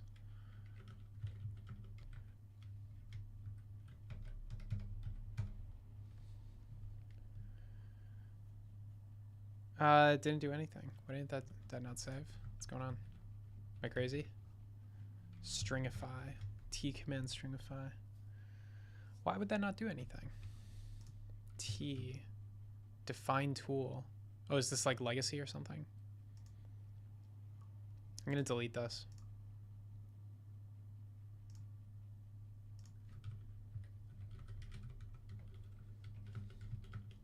Let's see what I broke when I deleted that.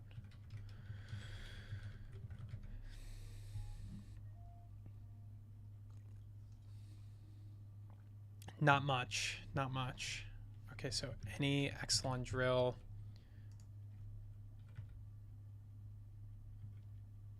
Command map. This one is going to be define tool. So we're mapping T to define tool. Yeah. Okay. And then I think I had one other commands index. Yeah. Okay. Does that break anything else? Maybe not. Cool. Let's open that test back up.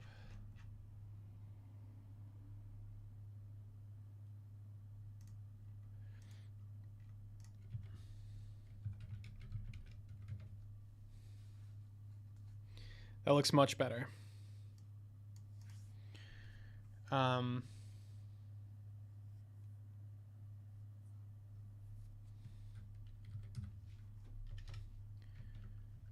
don't really know how to smoke test this. Let's check for the existence of the definition for T11, which should be defined pretty consistently now that we don't have all that float nonsense. 1, 2, 3, 4. Okay. Yeah, that should be pretty good.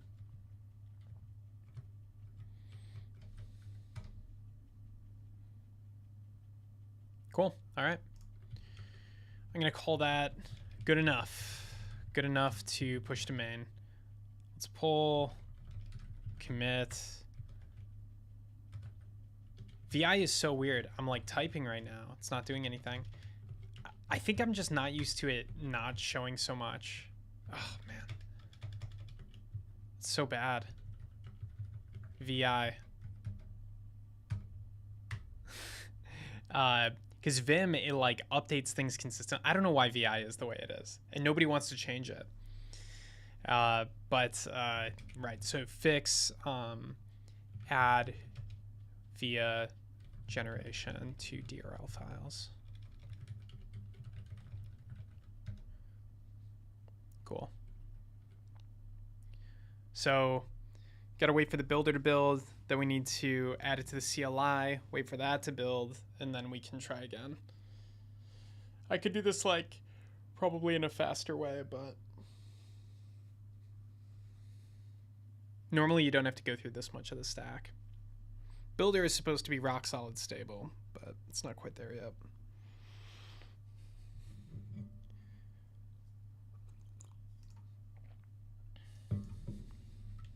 Builder.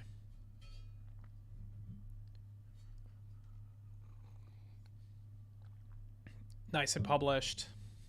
Thank goodness GitHub Actions is like pretty fast. Let's add the latest builder. I'm gonna specify it explicitly just to make sure. Okay.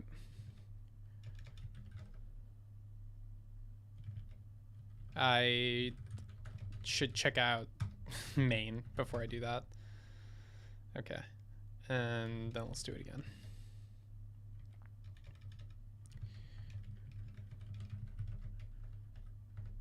Update builder. Push that up. Hey, do you have your dot files anywhere? What kind of dot files? Like zshrc or... I have a bunch of configs on my GitHub for different things I use, like i3 or Ro-Fi, which is this thing. I think I have that up. Let me see. Yeah, I should have my i3 config up there somewhere. It might not be public because I think I had some weird stuff in it. Yeah, it's private. Let's see why it's private. Let's just pull it up. I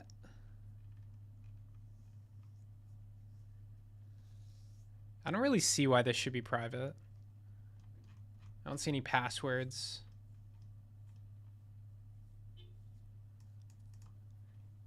It's kind of messy though, right? It's not super clean, but I don't see anything bad in here. PyCom,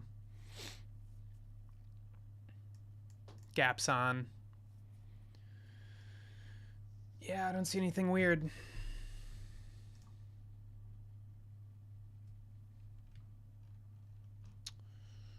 Let's open it up. Change visibility, change to public. If somebody finds something bad, definitely let me know. Don't let me get hacked.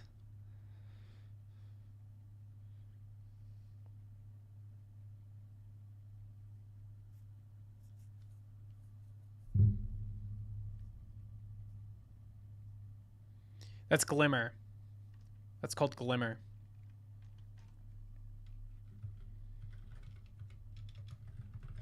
This thing, right? Yeah. There's two reasons I installed this. One is for live streaming so people can see what I have focused. And then the other reason was this Warp terminal is a pretty new startup. And it it doesn't show when it's in active focus, and it drives me nuts because I never know if I have it selected. Glimmer i3. Yeah, there we go.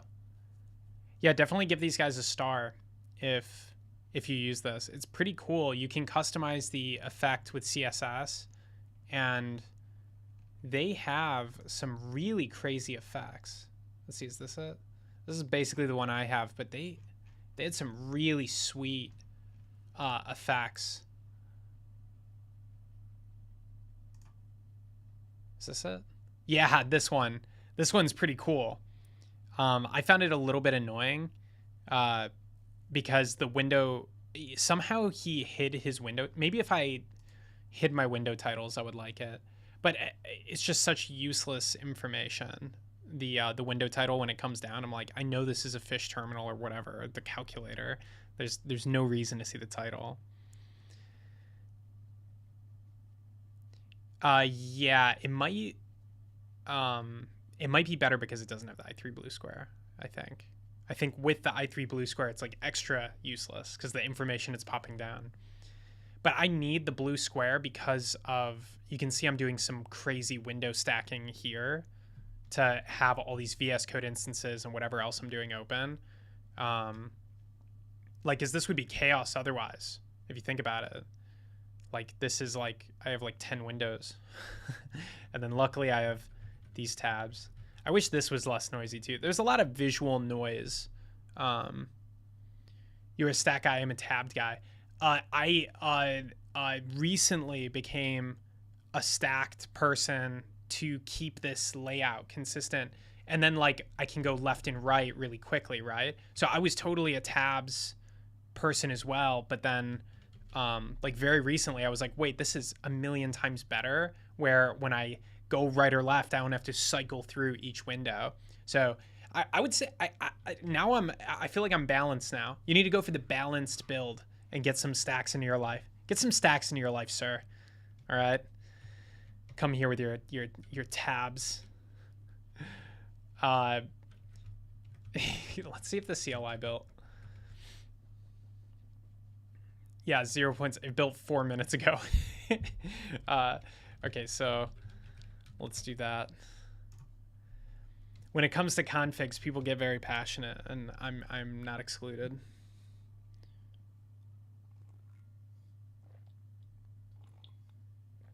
i3 seems pretty popular, or getting more popular. I've been using i3 for like 10 years, but I always felt like I was weird for liking it so much, and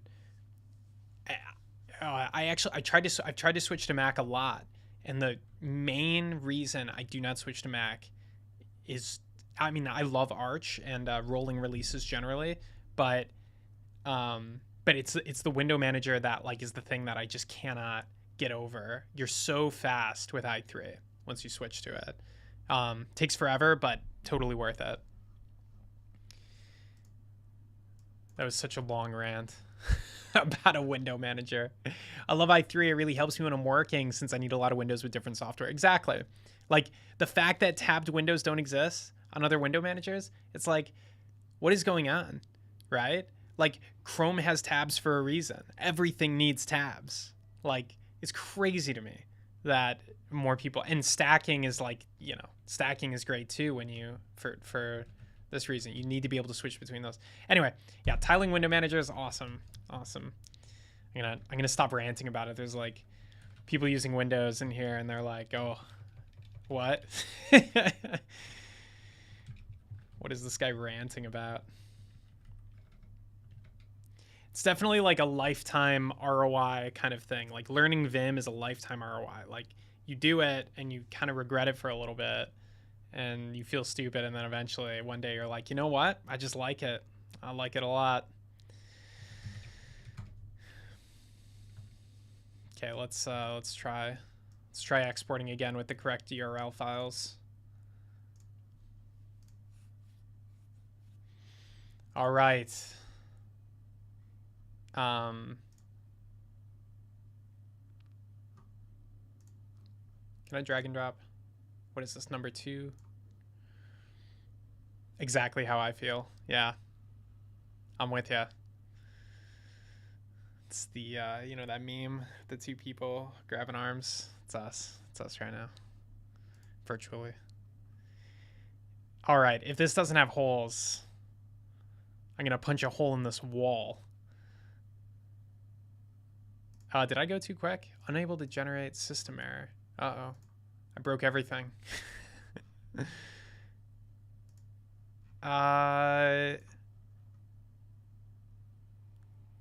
We got further before. Oh no. What did I do? It could actually just be a JLC PCB error. System error. You can't do this to me. You can't do this to me. Single PCB. Assemble top side.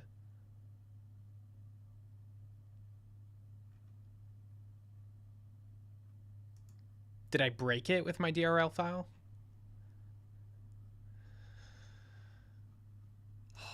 Let's try re-uploading. Let's give it the whole thing another go. I might also be hitting their I might be hitting like a rate limit because I've uploaded so many times to them now.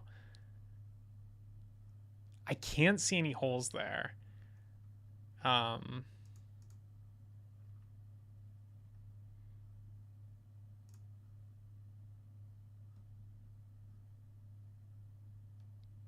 think I broke them.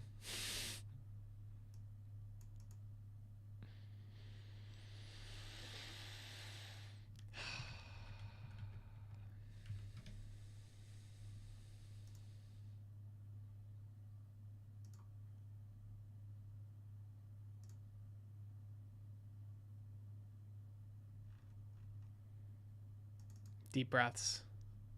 Okay, KiCad can't open a zip file, but if I unzip it, I can open this up in KiCad and see if the holes appear. And maybe it'll also tell me if there's like some weirdness in the file definition. This unzipping thing is kind of driving me nuts too. It's like very annoying to have to unzip every time.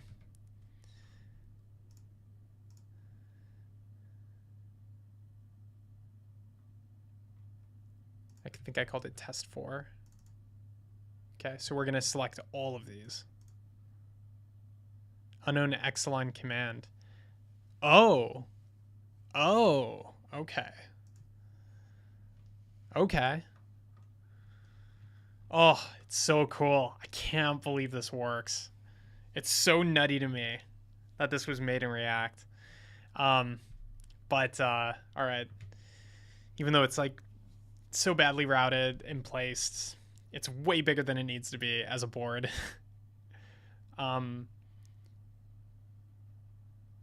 Okay, so let's take a look at that file and see if there's anything obviously wrong with it, and then I guess we got to write some tests. It said that this wasn't a valid Exelon drill command. Something I'm noticing is we're missing all the start stuff. I've been looking at these formats for way too long that I even recognize that. But see, it says fmat, blah, blah, blah. And then it goes apper function. I think this is not required.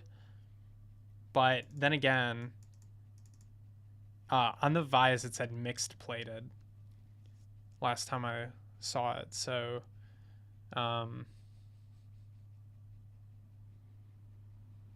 so maybe that is important. And then we have this percent sign. We have G90, G05.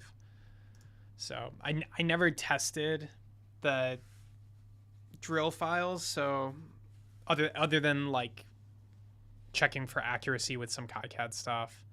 So I'm guessing I just messed up this file format. So I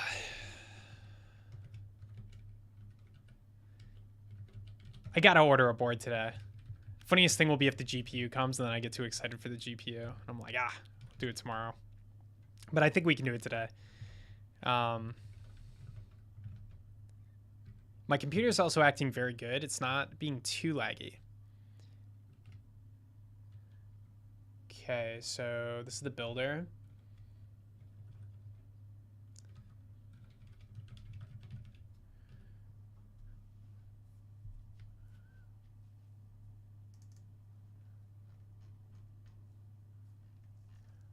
So I think we can just add some stuff to this test.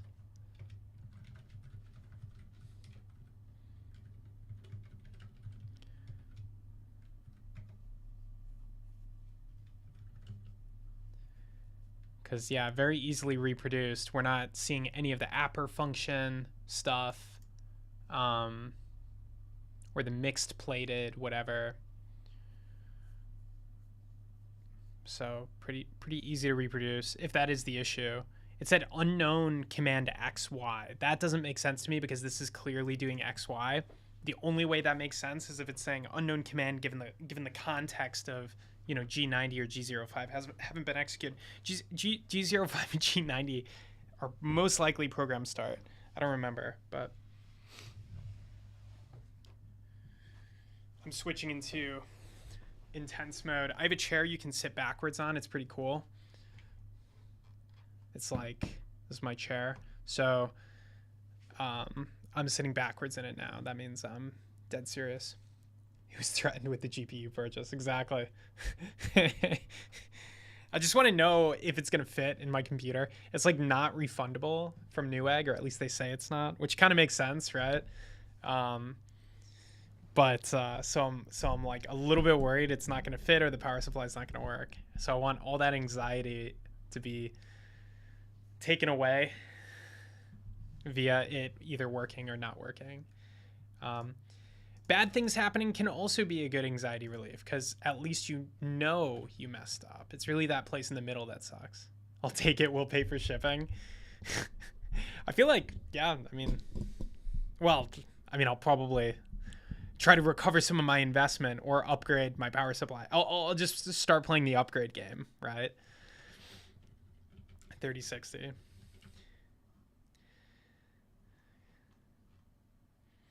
I'm very happy that people were not mad at my GPU choice, though, because I thought I was messing up. I think it's very popular, though. Somebody said it was the most popular on Steam 1 year. So I was like, oh, okay. So can't be too bad. Donations. I'll run a thing. Like whoever has remembers some random thing I said about Exelon drill files can win a GPU, and then people can search. That'd be so messed up. Some random thing, make people search the streams, get AI to analyze them. I really want to set up my GoPro on this computer too, because the wide angle lens makes everybody look better. Like you can tell when somebody doesn't have a wide angle lens when their mic doesn't, like, it's really hard for me to get my mic into view. It's I think it's like reasonably close to me. It's just that the lens isn't wide enough. All right, anyway, enough dilly-dallying. So these are the headers. That part is all good. We nailed the headers. No complaints. But after the headers, you have inch. And then before each define tool, we need to add the aperture function, stuff like that. Define tool, we could kind of be a little bit hacky, and we could make define tool kind of debating how I want to do this. This is the same command as a header attribute.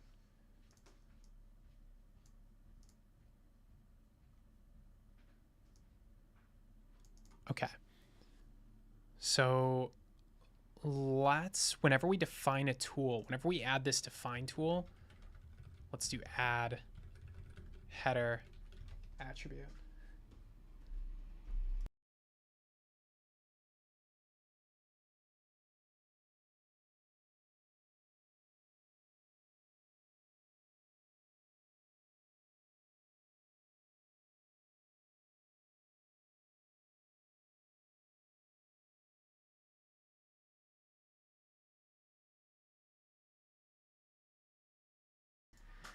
All right.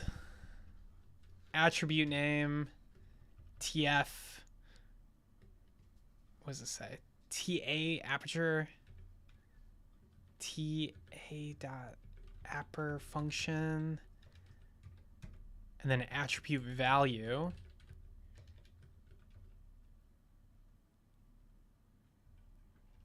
So this is going to vary based on the type. Component drill. I feel like I almost want to define a custom command for this, because it's clearly got like a pretty good structure around it that would be nice to do properly. So we'll call this an apper function header, and we'll define it properly in Zod, copying the header attribute.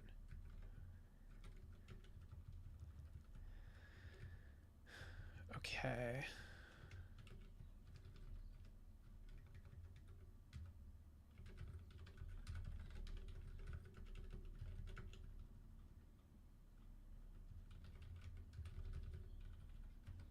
Okay, so this one is always going to start with TA dot apper function. By the way, apper stands for aperture, which is like the thing that it shines light through when it's printing this, because it uses lithography. Okay, so there's clearly 3 parts to this. So I want to figure out what each part means. The thing I downloaded from Flux AI earlier should help guide me a little bit. Let's go to my downloads folder. Where is that file?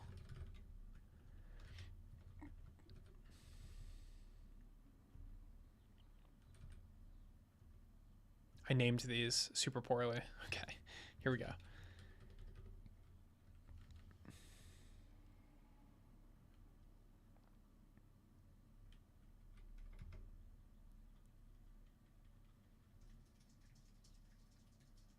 They all seem the same. This one has both a via and a plated hole, and it's the same each time. I thought it wouldn't be component drill or anything like that. I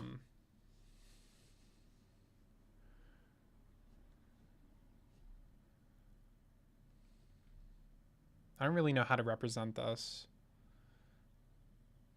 We'll say is plated.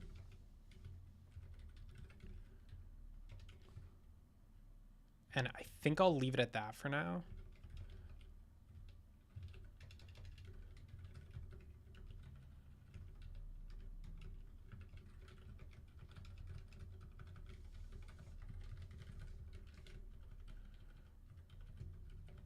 So if it's plated, we do apper function plated, PTH, that means plated through hole, component drill.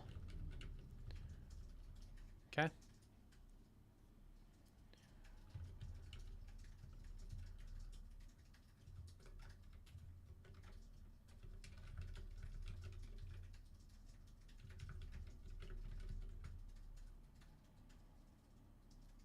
This should make life a little bit easier, less to remember.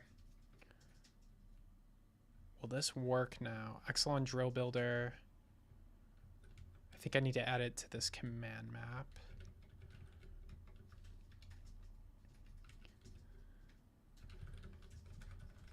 There's a lot of like indexes and stuff I need to update later on. Like when a project is more mature and it has tons and tons of stuff and people forget to do that, you can have a pre-build or a post, like a pre-build step, and you can generate indexes from a directory automatically. But it's a little early for this project because those can be pretty confusing to people as you make the build system more complicated.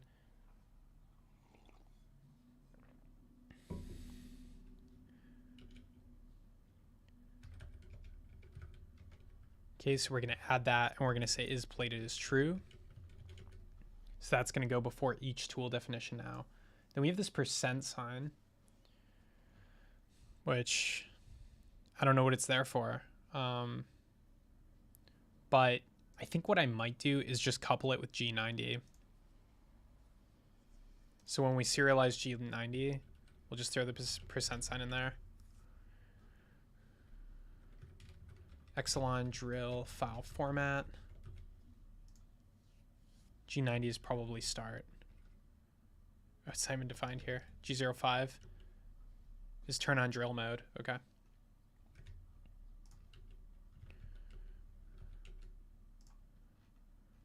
So before we start drilling, we're basically telling it drill what to do right now. Oh, it says absolute mode. Interesting. Okay. Absolute mode, absolute positioning. Okay. So really that percent sign doesn't belong there. If it really means absolute mode, I don't think it belongs there. That might be confusing later. So we'll add another thing that's like basically percent sign just to have parity. I have no idea what it does.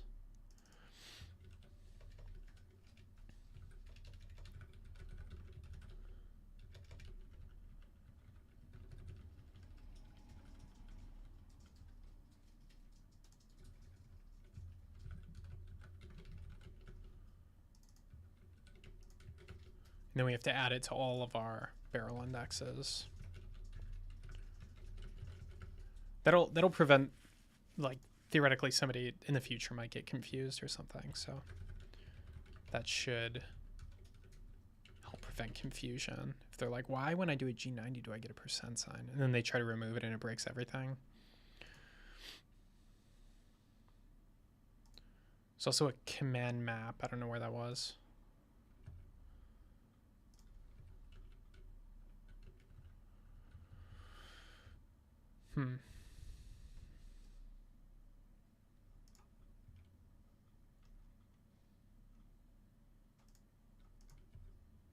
Oh my gosh. There's a little bit of window jumping around here. Where is that command map? Oh, I did add it there. Okay, cool. So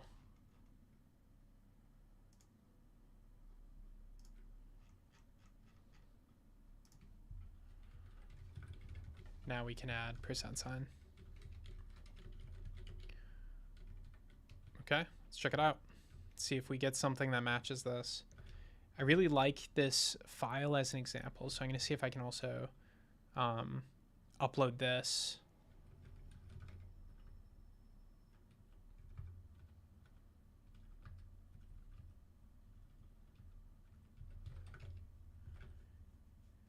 Via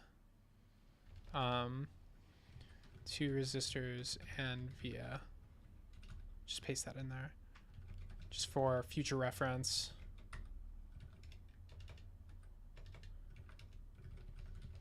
Then I don't have to go through my downloads folder and figure out where everything is. Let's push that.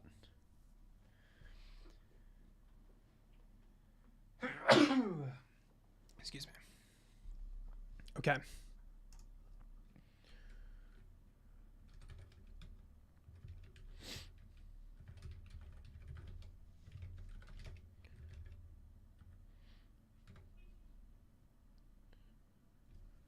Okay, how are we looking? That looks a lot closer. So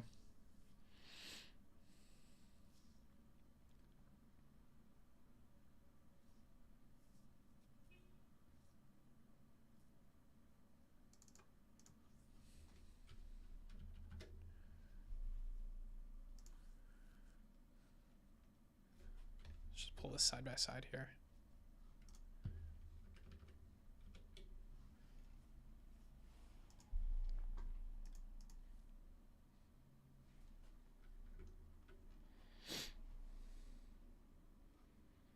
There's some weird stuff like file function mixed plating versus plating. And I don't know what this 1-2 is. So I don't love that. This part looks fine.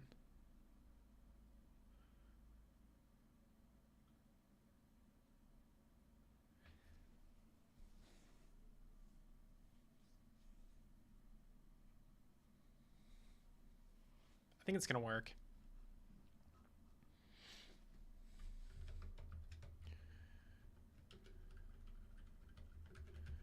We'll add another smoke test command. We'll say, oh, you've got G90 and you've got G05. Just quickly confirm that that works. And then we'll push that up.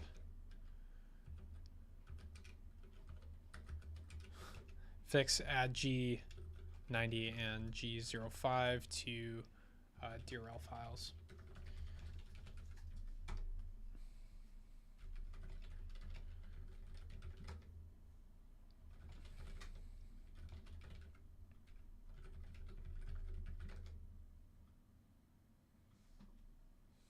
Okay, that's that.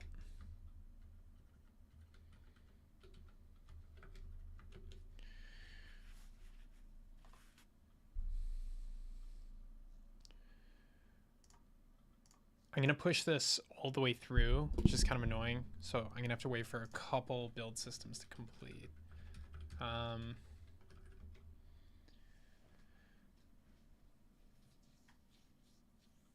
If I wanted to speed this up, I could do npm run build and then publish to my local repository with Yalk publish. And then I can go into the blinking LED circuit and I should be able to do Yalk add ts circuit / builder. And that should work.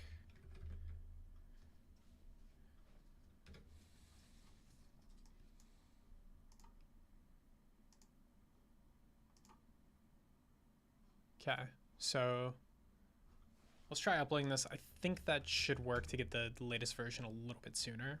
And then I don't have to wait on cloud build systems, because I still have to go through another round of GitHub actions for the CLI.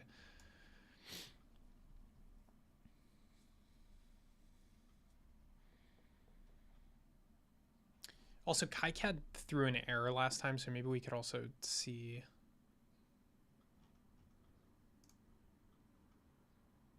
I can't tell if there's holes there yet.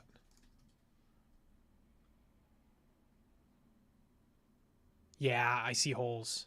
I think I see holes.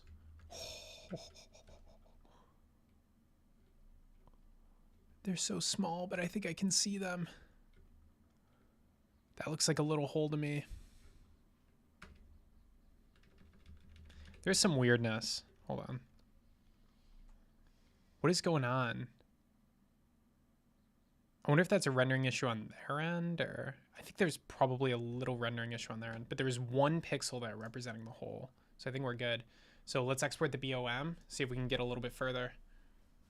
Oh, I don't think I did the BOM for every component yet. Okay, that'll only take a second to fix. Let's do that.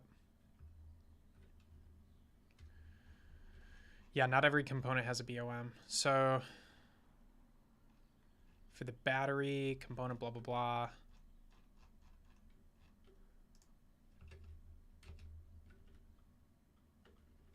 Supplier part numbers. JLC PCB. And let's pull up our notes here. Okay. Battery, done.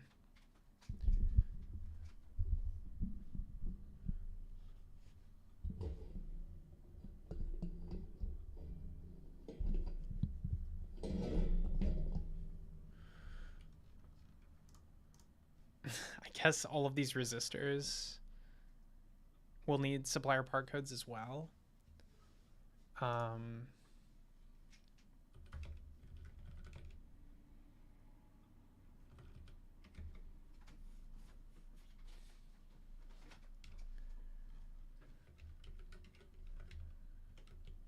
going to sort by stock, and then I'll just click the highest stocked one.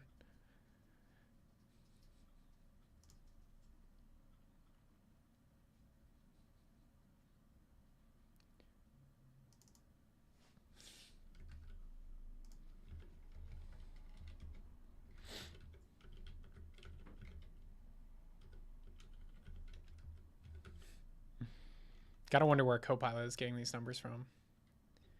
Oh, was this 100K or 1K? This is 1K.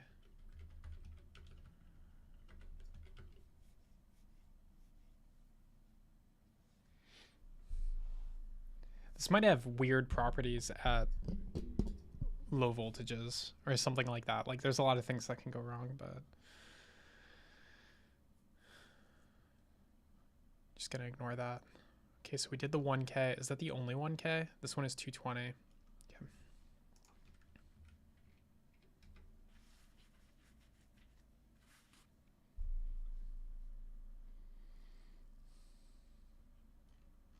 This is not sorted.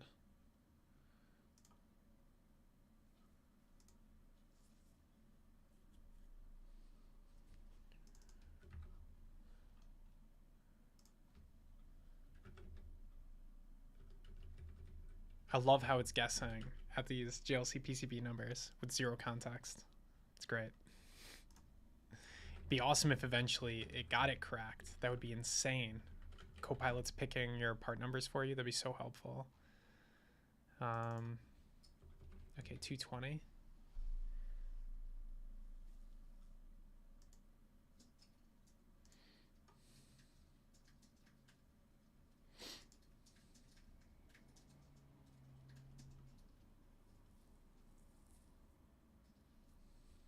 Okay, looks good.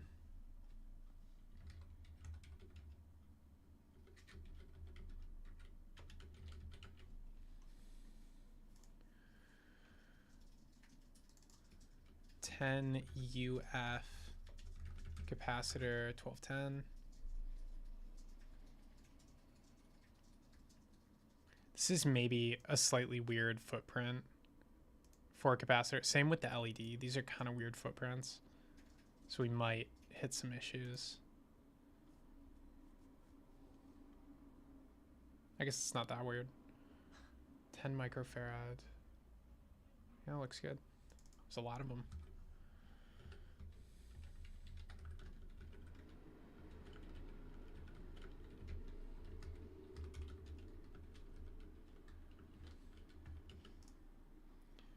Okay, the next thing is an LED 1210.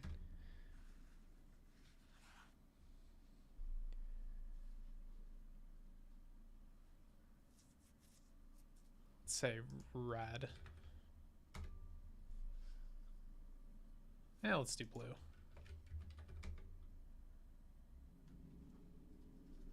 Start by stock.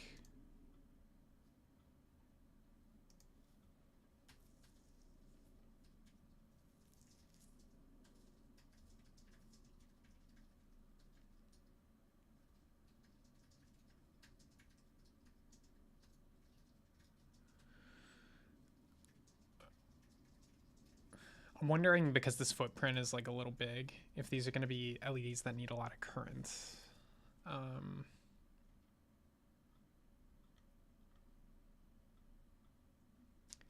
I can't remember the rule of thumb with currents, but I don't know. I guess we'll find out. Hopefully it's just really dim, or it immediately blows up in a visual way so that I know the nature of the issue.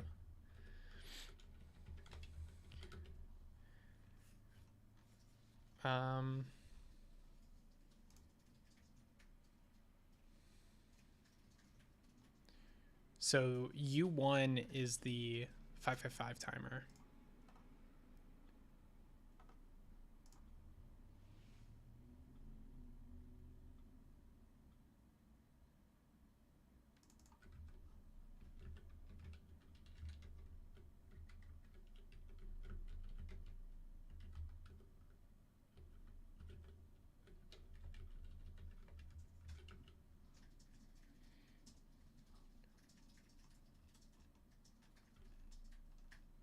Battery we already did. Is that it? It's one more. The switch.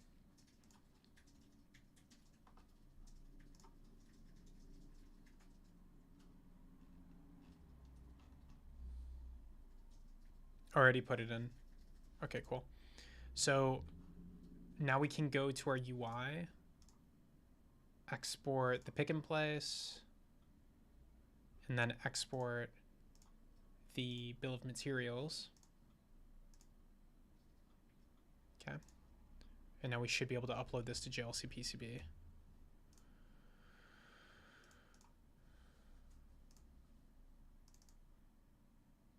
Okay.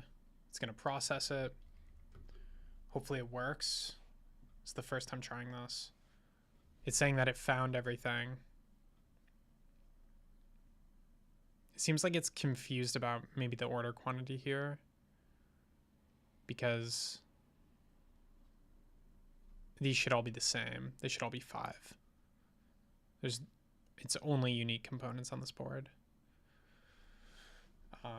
So maybe a quick look at that BOM.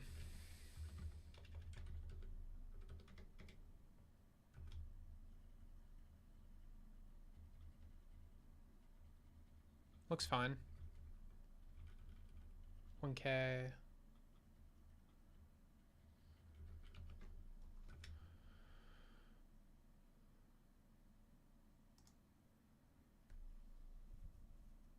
I don't know where it's getting these quantity numbers from.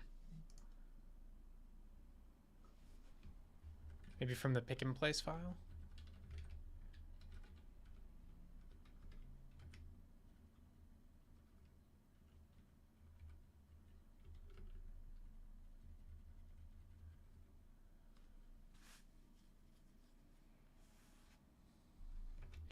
See if we can figure out a pattern. I think their parser is broken, but if I know the pattern, I can try to make it so that we're good.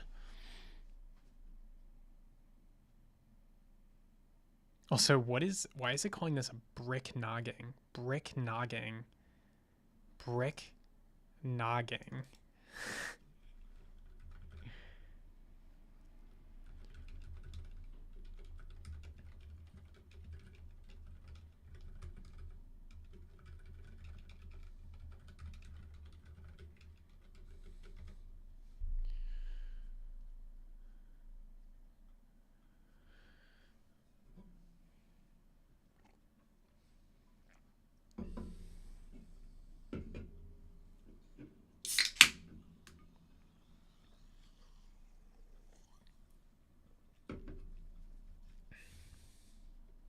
ChatGPT is struggling a little bit. They all look correct. It's just the quantity seems wrong.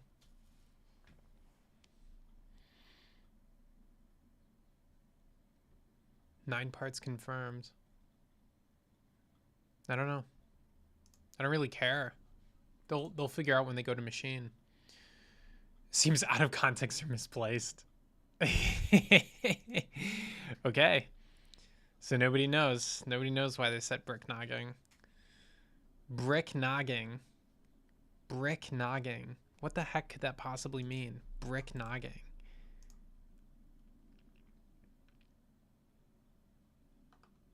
Maybe it can fill a spot in a PCB, so it like fits well in a grid behind a PCB or something like that.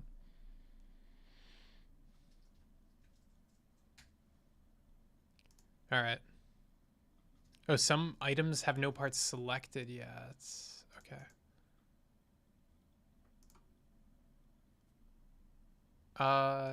It looks like I selected everything. Select.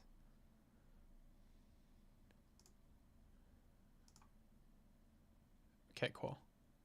So now it's going to confirm all the component placements. So this is definitely the moment of truth for the PCB selection. You can see a lot of stuff is off. The rotation of the coin cell is off.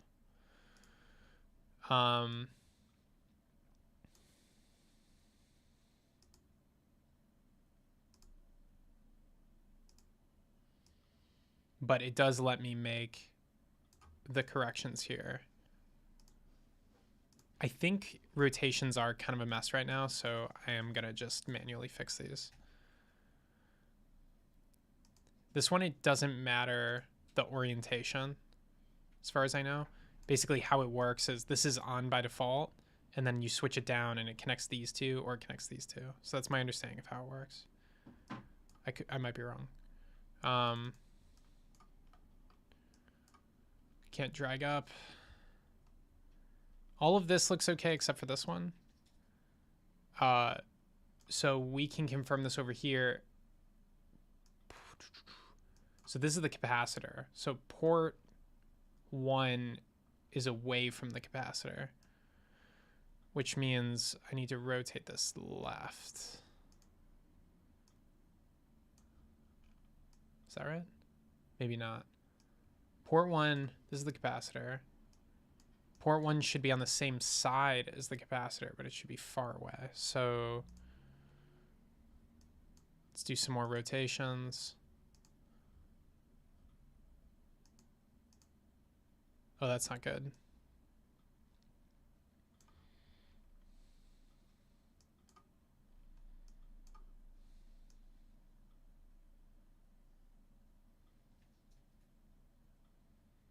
There's no way to flip this. It's, I think it's reflected. And for some reason, this one's just not showing up at all. But I think they can figure that out. It's just a resistor placement. Seems pretty obvious. But this one, if they're right, if that's actually how the component is, there's not much I can do to fix that. I think what's happening is the coordinate space is inverted.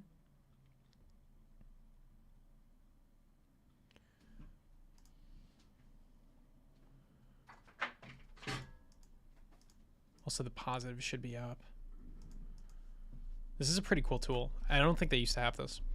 So the coordinate space is inverted such that there's no way to rotate this into the correct position. Because you can see that's port 1. So this alignment is port 1, 2, 3, 4, whatever. And then this alignment is...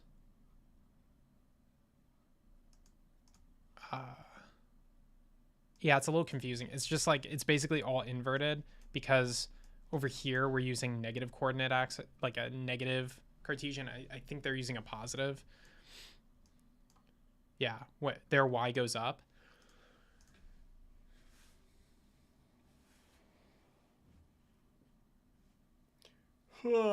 So the easiest way to fix this is to flip the y coordinates when you export.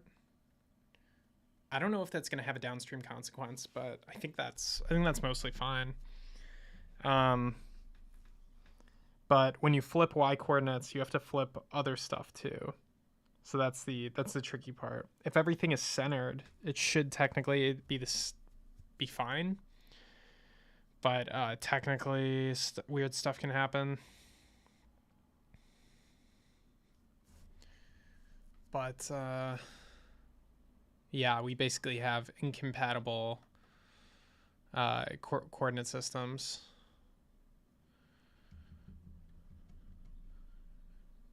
How does KiCad do it? I'm kind of surprised.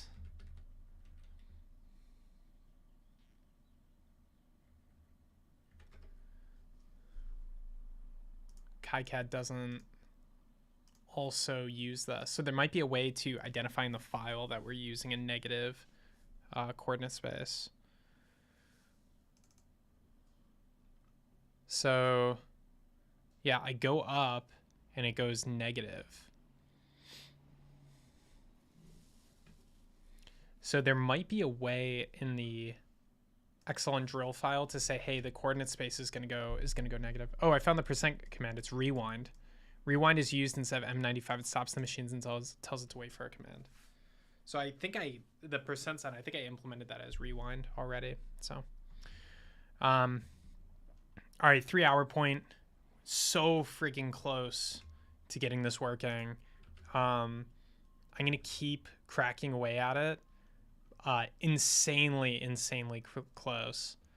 But yeah, quick break. Let's go over here. 5 minutes.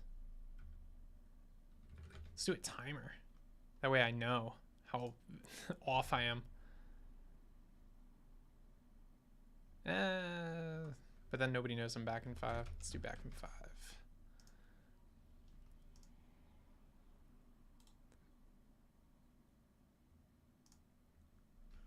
And a timer.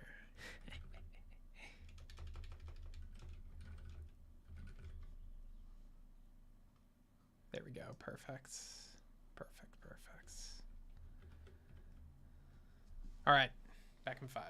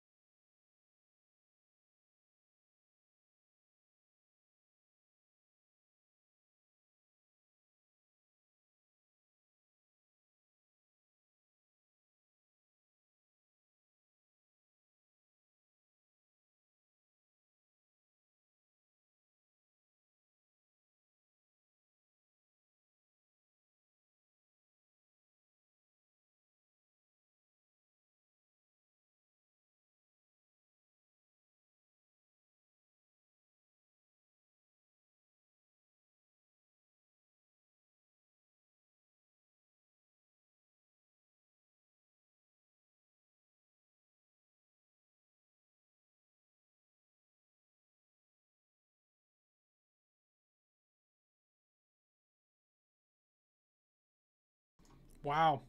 That was longer than 5 minutes? That's crazy.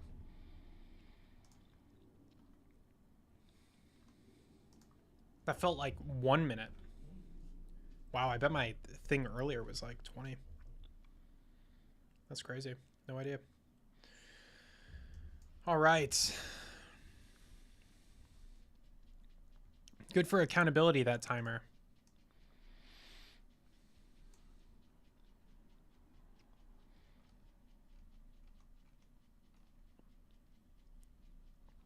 Yeah, you can see that this is actually port 4. Like the way it goes up, it's all reflected over the y-axis.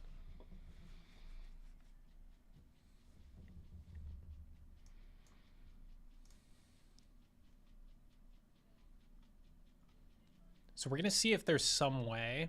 It seems like KiCad uses the same thing where they go negative. But I guess this software is so old, you know, they're not going to have any adaptation. The internet was nascent when this was created. Let's keep it open, but I think I want to look at the KiCad output, see what they do. If they don't do anything,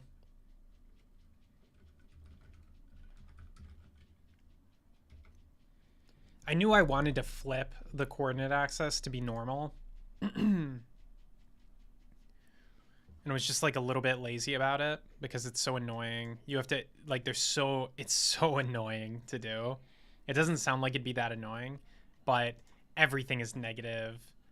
Negative is up in the web world. So it ends up being such a pain. I don't know why KiCad does it that way. KiCad also does negative up. I have no idea why.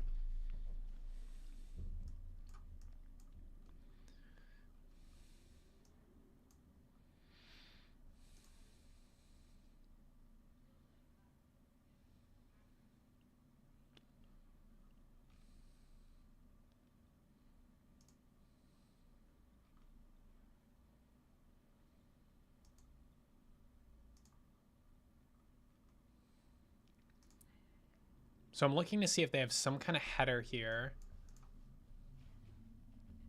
that might indicate that everything should be flipped. I really doubt it exists, though.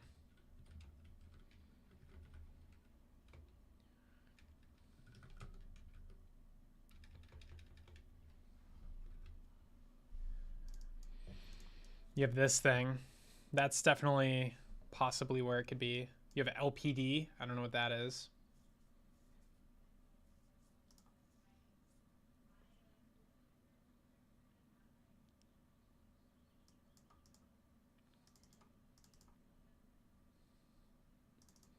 It says same coordinates original. That's interesting.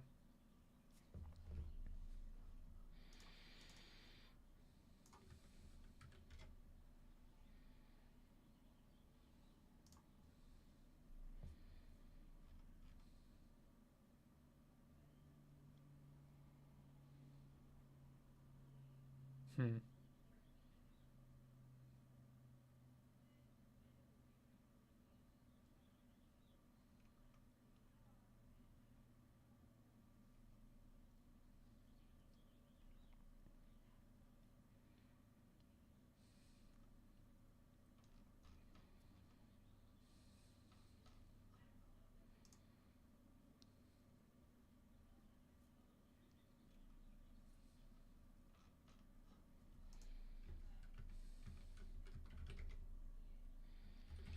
In the Gerber format, what does TF coordinates original?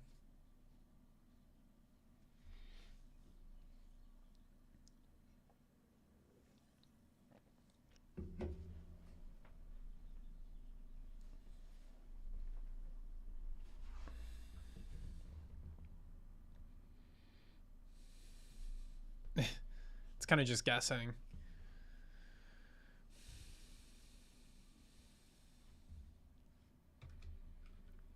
Gerber specification.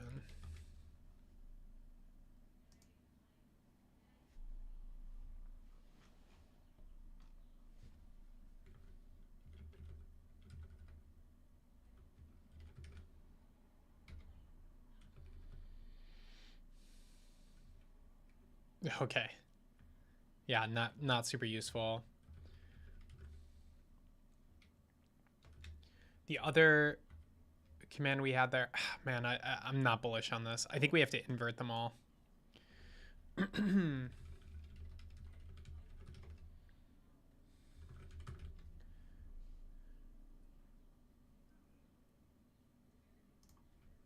Or let's say reflect all coordinates Gerber over y-axis.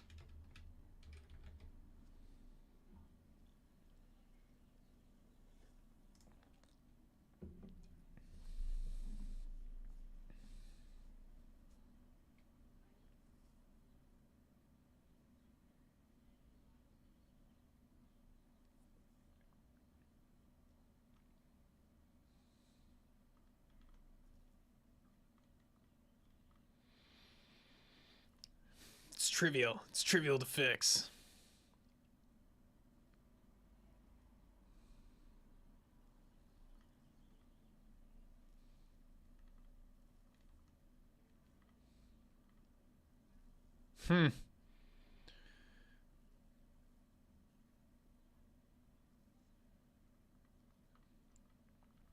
People are just getting mad about KiCad not supporting the proper Cartesian coordinate system, which I am also not properly supporting right now.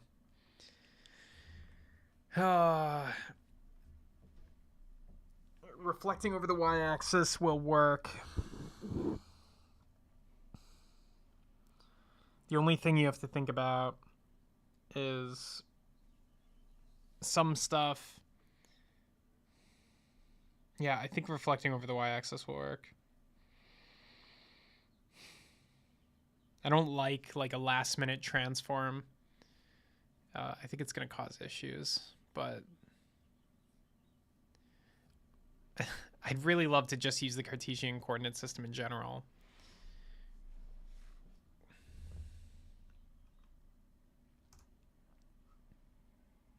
Use auxiliary axis as origin.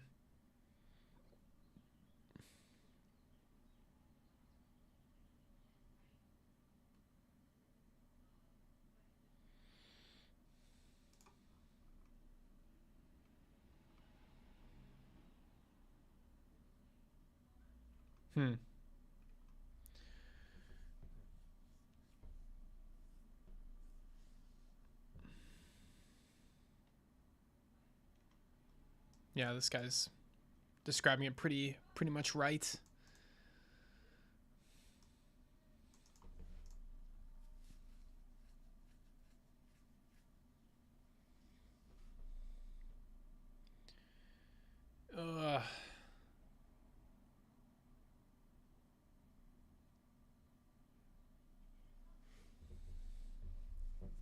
Okay, so KiCad converts when producing Gerber output.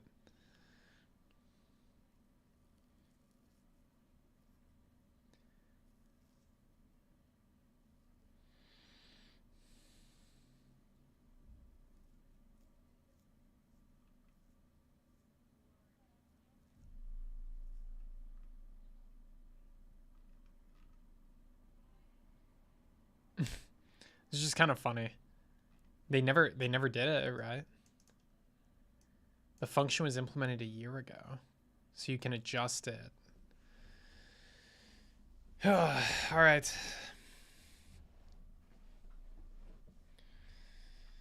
I did a bad thing, and I implemented everything in screen space using down is positive, and I think that was a mistake because it's just easier when everything is properly up and whatnot. I could definitely fix all this, but it's really tricky.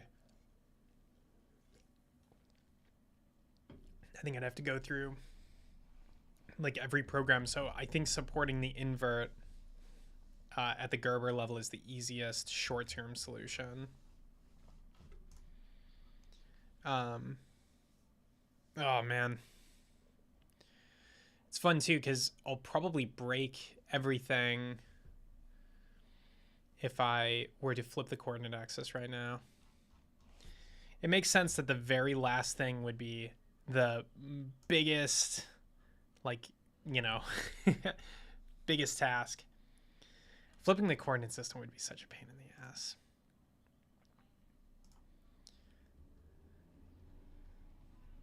Let me think. The main thing is the viewing stuff. The viewing stuff would have to flip. And then every function I've written that aligns pins would need to be rewritten because they don't use the correct, like, counterclockwise or clockwise rotation.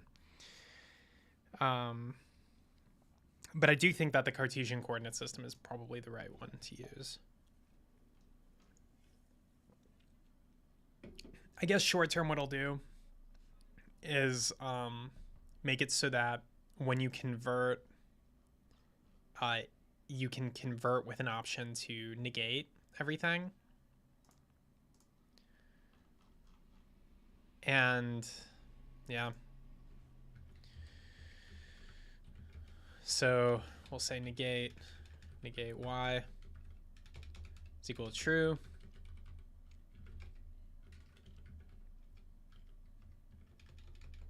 Make this an optional parameter. Let's see. It's not making me do a type, but I'll do a type. Negate y boolean, because these are our options. So we'll say ops negate y is equal to true.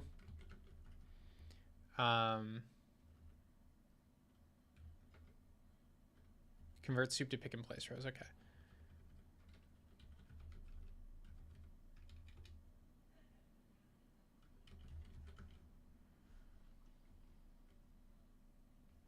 So that one's really easy, the pick and place.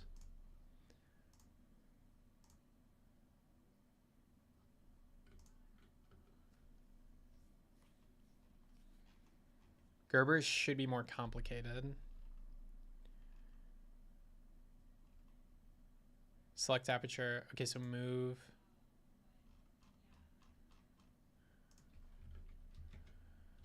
Ops. Negate y. Boolean.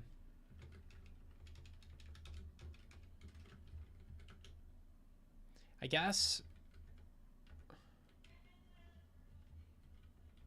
for this project, this should actually be like that. We could actually say flip y.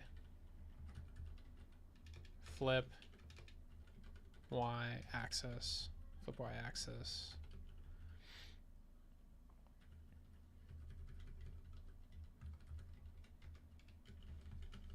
Seems like such a hack, but I don't know what else to do. Like the refactor to make it proper Cartesian coordinates, which I knew I should have done like a year ago from the beginning when I was just messing around with this, but I was like, I should get something working first. And now there's a lot of capital built on the negative y system, but the Cartesian coordinate system makes so much more sense.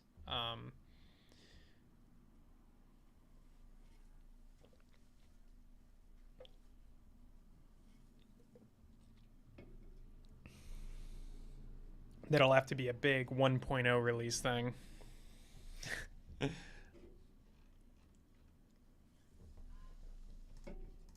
That'll break everybody's circuit. So it's really important to do it soon before people make circuits.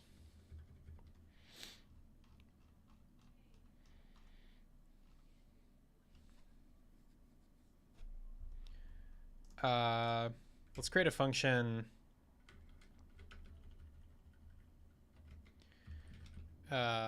Maybe flip y.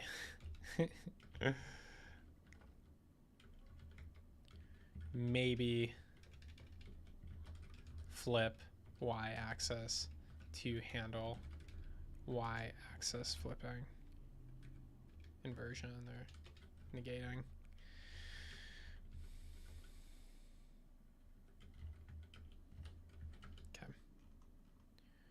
And then we'll just surround all these y's with maybe flip y.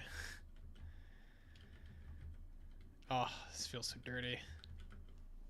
It happens in the last step too, so if you hit a weird bug, you know, none of your previews are accurate.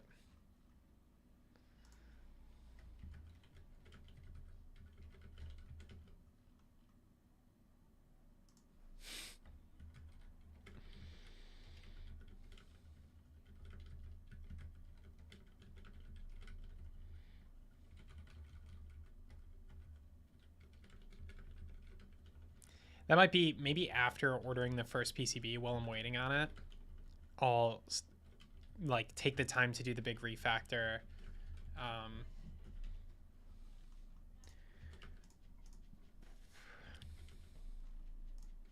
Because that's just breaking so much backwards compatibility.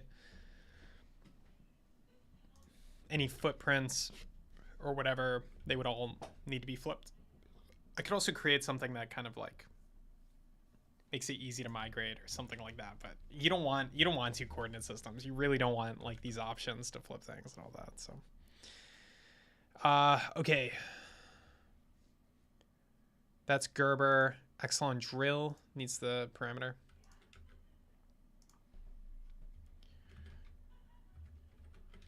Flip y axis is equal to false. Or did we make it true? I forget now.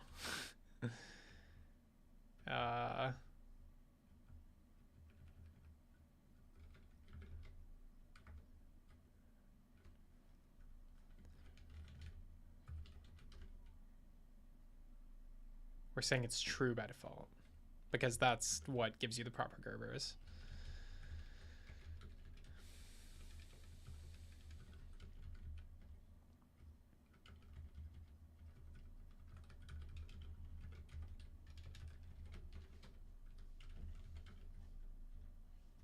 Okay.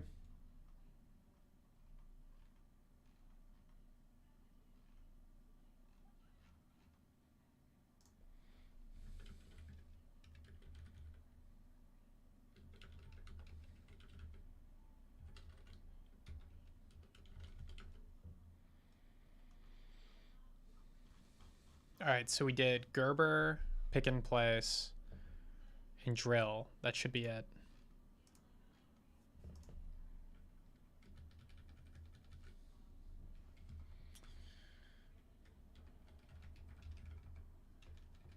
That's probably going to break some tests. Let's see if it does. I don't know what to test in particular. Okay, so we didn't match the snapshot when we were trying to recreate a drill file. That makes sense. And then we have a command code change here. This is from a previous change, I think.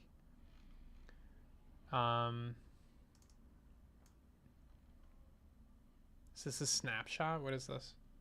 Down match snapshot. I think it's fine. I think the snapshot is fine there. I just renamed some stuff basically. So that's cool. We'll keep that.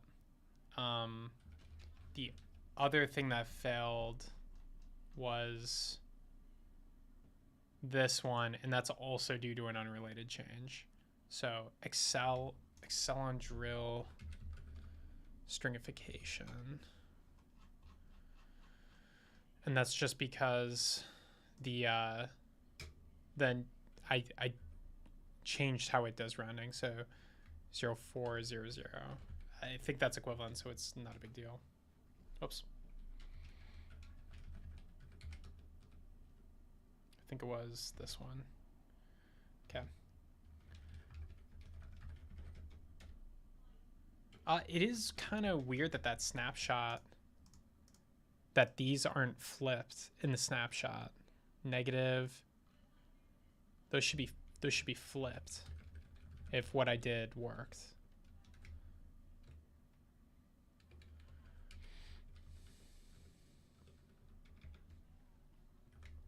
Okay, so it's not flipping. Oh, that's because this uses a drill builder directly. There might be a better test. Yeah, because it really happens in the conversion of soup. And all the y's here are 0. Okay, well, whatever. Pretty sure it works. Fix. Automatically negate y-axis.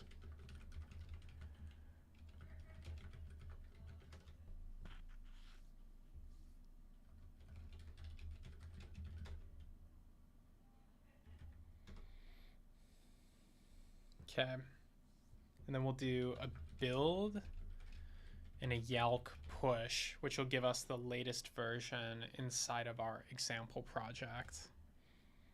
So now I should be able to do tsci dev and re-export everything. It's already running. tsci dev, and I'm just gonna shut everything out, open in browser. Nothing should be changed with the circuit itself here. This view is still using the negative coordinate axis. Man, that's such a pain. Okay, Gerber's 4. Let's just go through the upload. All right, we're gonna throw away this one. So close. Gerber's 4, let's go.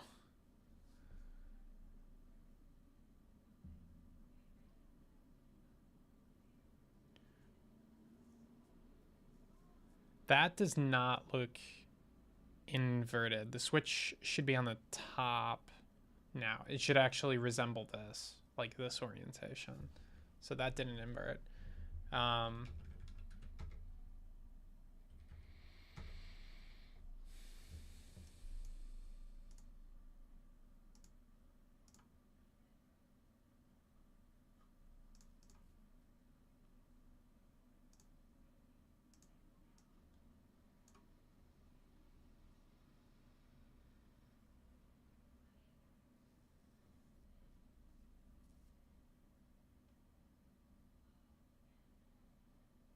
That also didn't invert.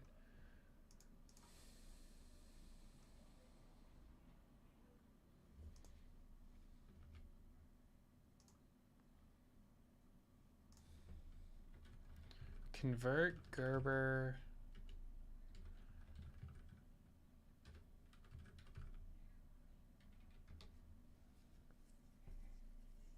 Flip y-axis true, and then if flip y-axis negative y. So it should be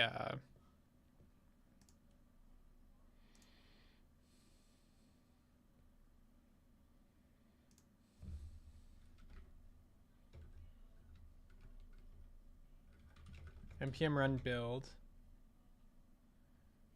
Yalk publish, and over here Yalk add TS circuit builder. Let me think. Maybe maybe the CLI is using its local version of the builder. Is that possible? Yeah, I think that is what's happening. So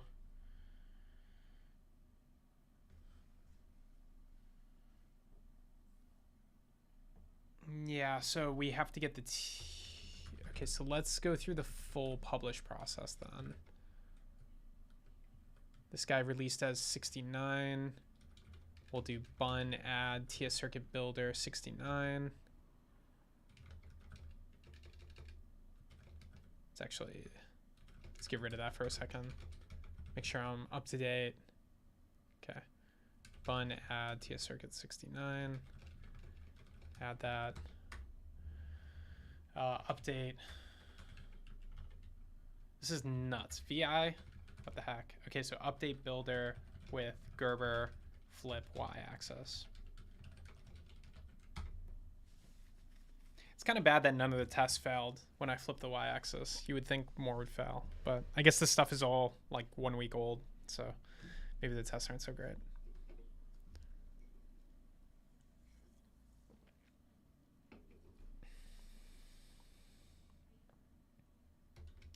Okay, so we're gonna wait for the CLI to publish, and then we'll install that public version globally.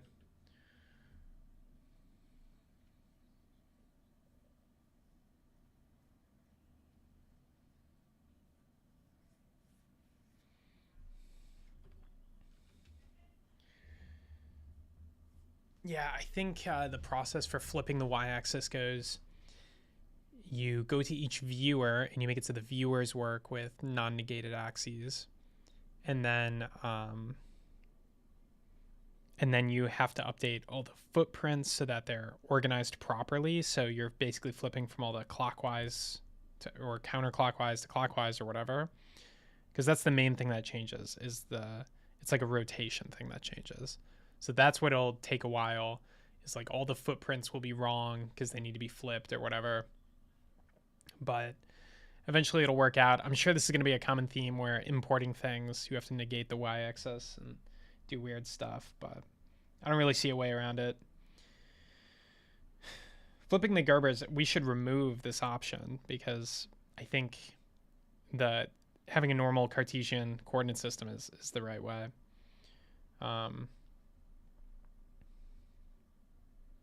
Yeah, the only downside of it that I can think of is, you know, this is displayed on web pages a lot, so maybe people want to think about things relative to the page.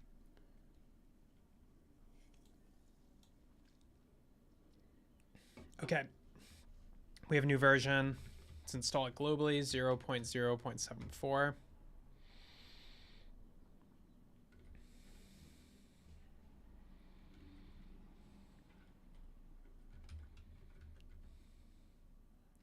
TSCI dev. Let's open it up. Do the export. Go to JLC PCB. Upload.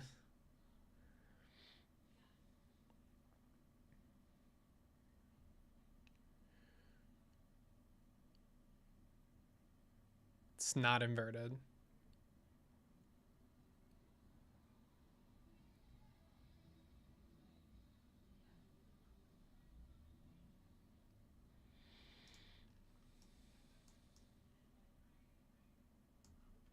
Yeah, it's really hard to tell, but the reason it's not inverted is because the switch is on the bottom and not the top. So when you flip the y-axis, it should go to the top.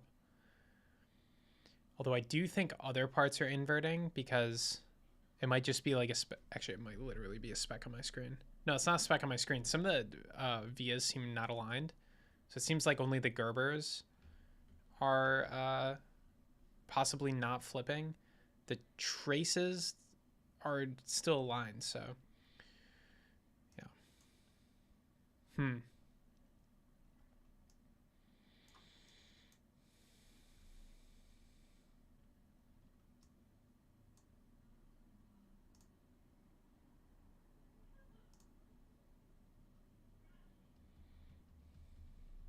Just thinking about how all this works.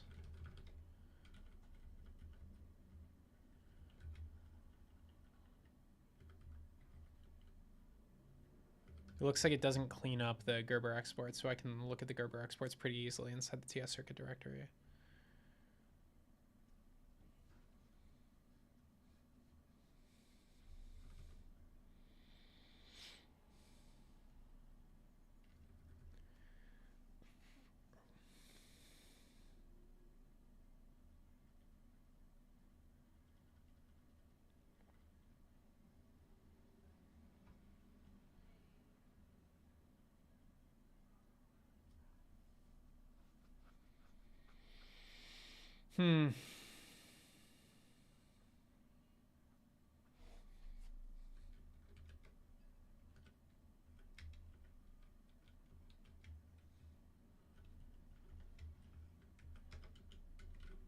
Let's just do a quick test inside the builder directory.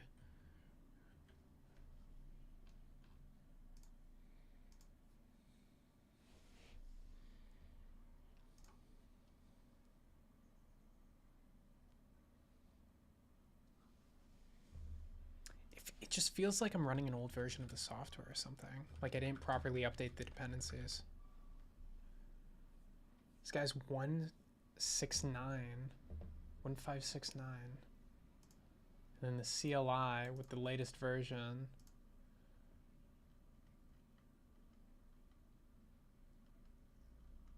TS Circuit Builder 1569.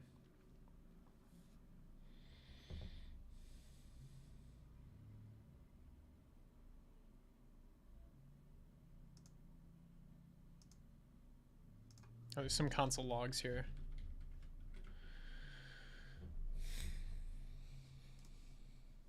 It's actually a good place to test it and see that it's inverting. So you have Y10 here, so that should be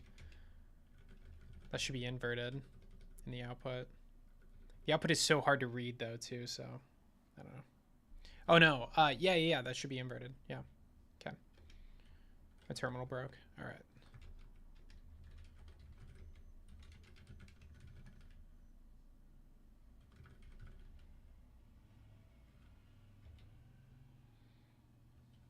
This file does not have a .test.ts, so it's not going to run properly with the test suite.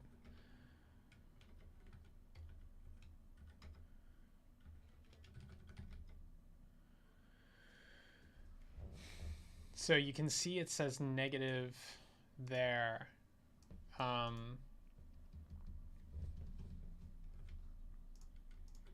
Convert soup to Gerber. Options, flip y-axis. Op stuff, flip y-axis.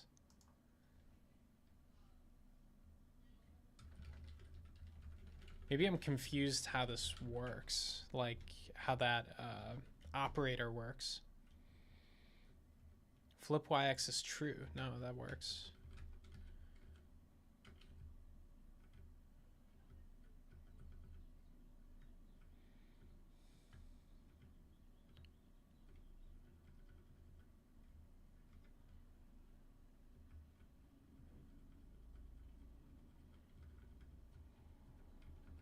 Op flip y-axis negative y. Oh, maybe did that flip properly? Generate. It's at 10 now. Negative 20. 0. It's so hard to read these. D01, D02, negative 20.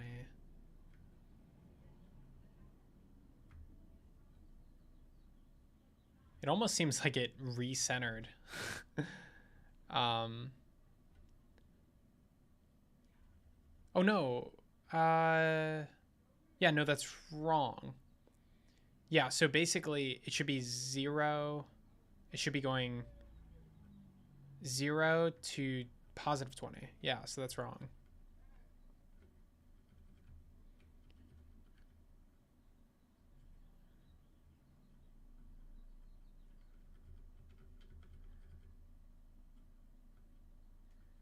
If element type is PCB board, and there's all the Y flips. Move operation, Y flip, Y flip.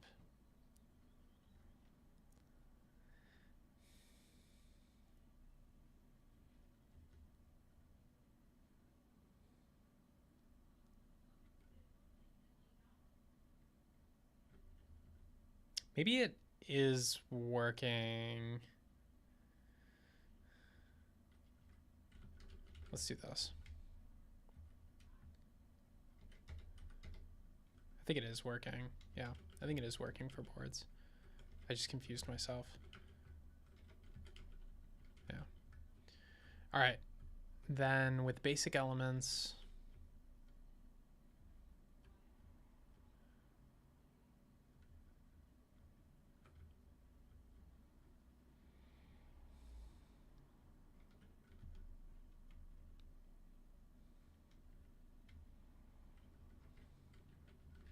let's look at the copper layer.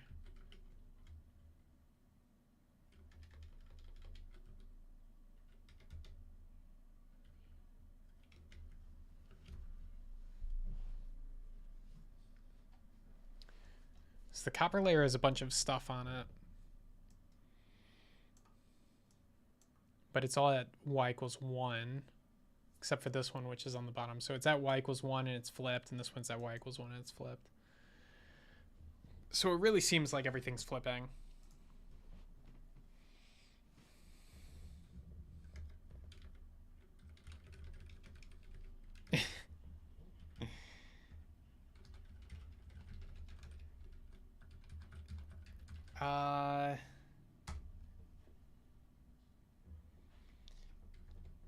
There might be some interaction with, I don't know. Yeah, I think it's a versioning issue. So we have the global command line installed. Let's do Yelk retreat all. Make sure Yelk's not involved here. Add the latest version of the builder. Is that right? 1.66. That's wrong. So bun add at 1.569. And then TSCI dev.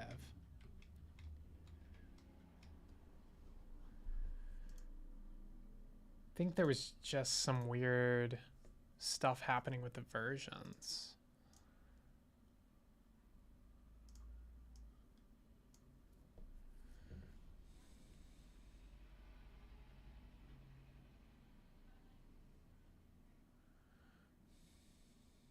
No, it's still... What is going on?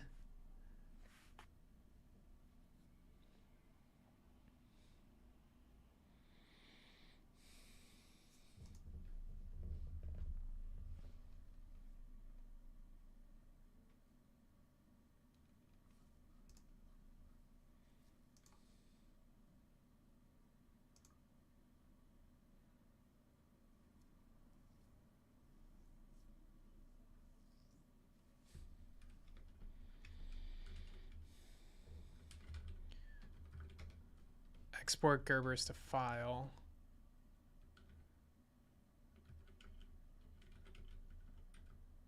Soupify. Convert soup to Gerber commands.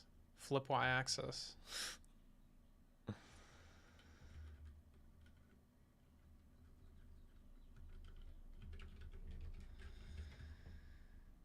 Flip y-axis true. Flip y-axis true. And then... But it should be defaulting to that.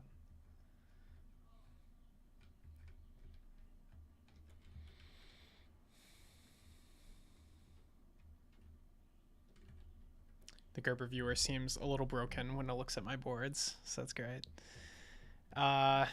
Okay. Oh, let's remove some of the verbose logging from Builder.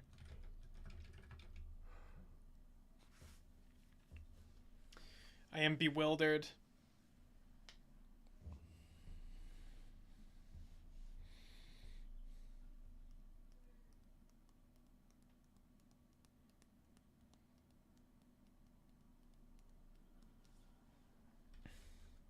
Basically confirmed everywhere that it's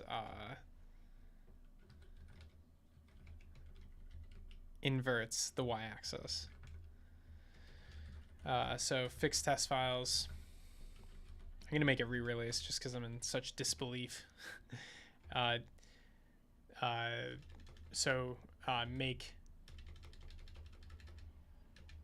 Make Gerber test files run. You know, VI sucks so much. All right, fix make Gerber test files run. Remove some verbose logging.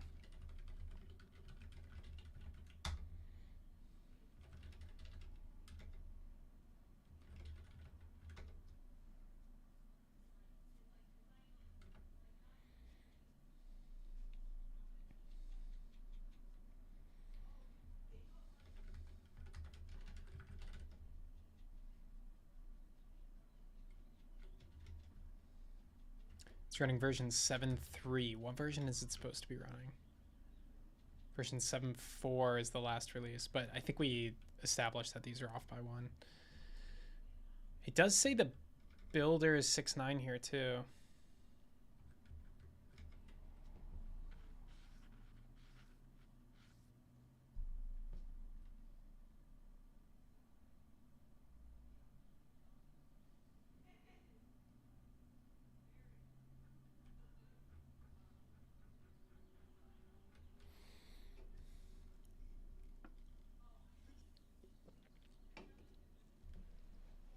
Bewildering.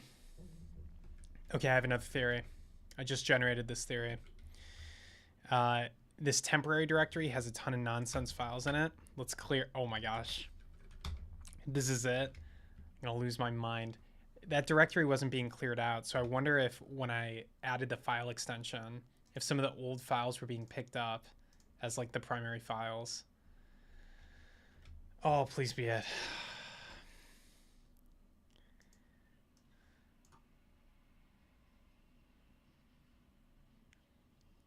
so much work if that's the issue. Oh my gosh. Finally. Oh, wow. Oh my gosh. Okay. I need to clean up that directory. I'm gonna do that right now. Wow. What a pita. What a friggin' pita. Whew.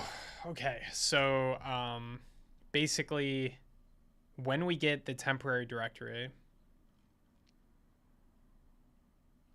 I think it's, where do we do it? Right here. This is where we do the temporary directory. We need to delete that directory first. So remove temporary directory, force, recursive, whatever.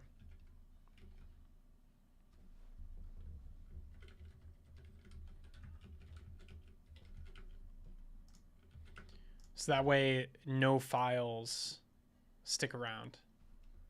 Oh my gosh, that was so annoying. Okay, let's do it.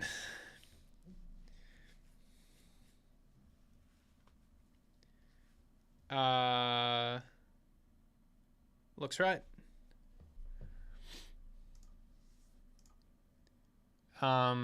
We do need to generate new BOM files. So do export, pick and place. Throw that over. Doesn't let you drag and drop. And then a BOM.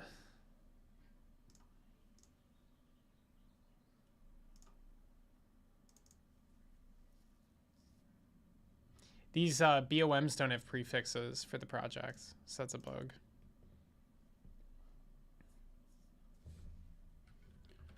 I'm just going to capture that before I forget.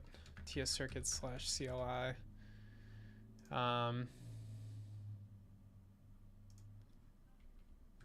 BOM.csv and PNP.csv don't have project prefix.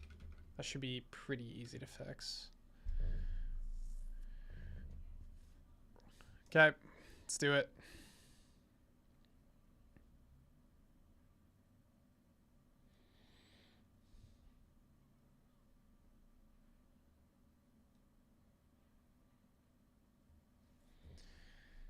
Oh my gosh. Come on, this worked before. Don't do this to me.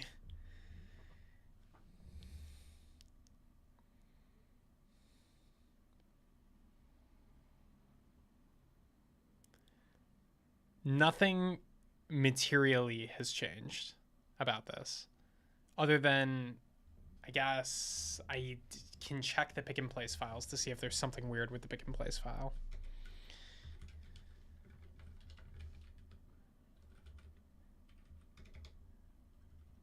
There's negative coordinates now. I don't think that should be a problem, though. We had negative coordinates before. Everything was about center, so there's negative coordinates both ways. Let's check the BOM. BOM doesn't look crazy. Oh, come on. Let's see if refreshing breaks everything. Next. Go, go, go. You can do it. I'm going to unselect, reselect everything. Go, go, go. Yes! Further. Yes! Oh my gosh. Losing my mind over here. So there's a couple things that are going to be easy to get wrong. The positive has to go towards the top. So we'll rotate this way. Set it right there. Looks pretty good. Same for this guy. Rotate left. Looks pretty good. Actually, can just rotate. I don't even need to move it. This guy, we're going to rotate right. And we can see now we finally have... Oh. Are these pads right? Yeah, that looks good. So now we finally have 1 lined up with 1.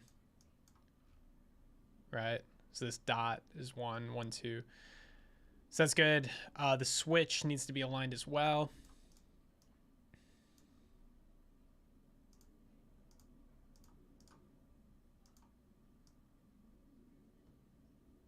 That doesn't look so good. That pad layout, that doesn't look good. I think they can figure it out. Like, I think they can make it work, but yeah, that doesn't look great. The pad, it should go out way wider because the pad is sitting on the solder mask, or the pin is sitting on the solder mask. So that's not great. That's not great. Everything else is fine, with the exception of this guy, which, like, I guess they're having trouble finding the resistor, how it's supposed to sit. The LED definitely matters, negative, positive side. So LED left, it should really be LED negative, LED positive, but so left is negative, or left is the positive, positive to negative, right? So so left is positive. So that means this needs to be flipped. That would also be broken. This makes me so nervous if I get the alignment on one of these wrong, because I have no way to fix it. I don't have the tools to fix it here. Positive to negative. Is that right? Positive and negative. I think that's right.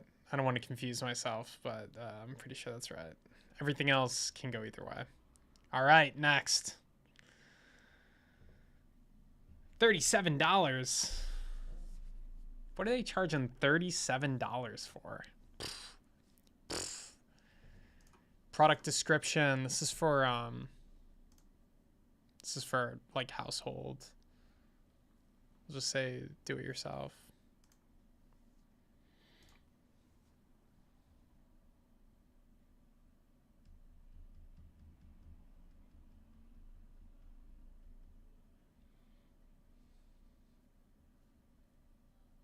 What is this?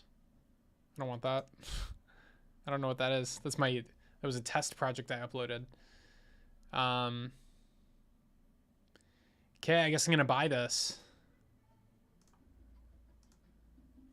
I don't know if I need 5 boards. I'll do 2. See if that lowers the price. They don't lower the price. All right, fine. I'll do 5. It's like $1 difference.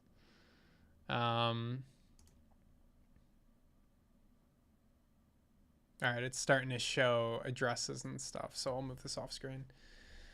As I check out, I need to reconfigure all of my shipping stuff here. Add new shipping address.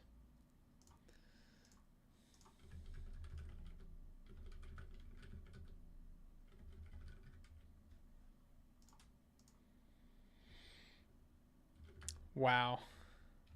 I wonder if I should spend time flipping the coordinate axis, because that would destabilize just as things are starting to get stable, but it does feel like the right thing to do. But then again, web developers, they will, you know, they like their axes, how they know them.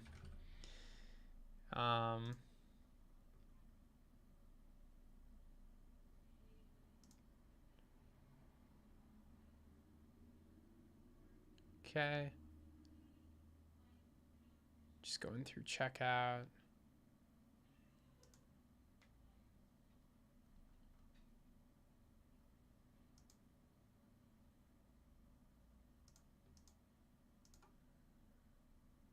Giving them the old credit card.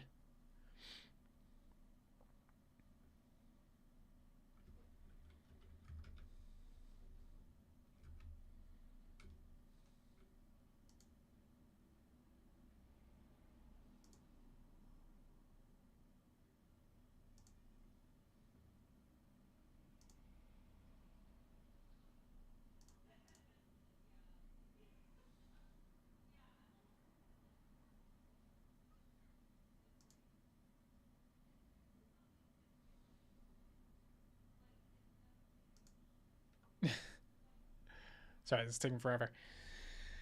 kind of not so fun. I can't show the dramatic ending on stream, but I'm entering credit card information, so you know. But after that, first React circuit PCB. In theory, unless it doesn't work, I'll still hold it up. I'll be like, oh, the batteries aren't in. If it doesn't work, assuming anything gets assembled at all. Let's see.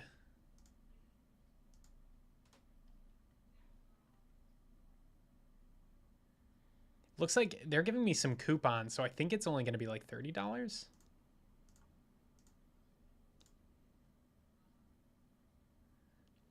It feels like they just threw a coupon at me. All right, purchasing.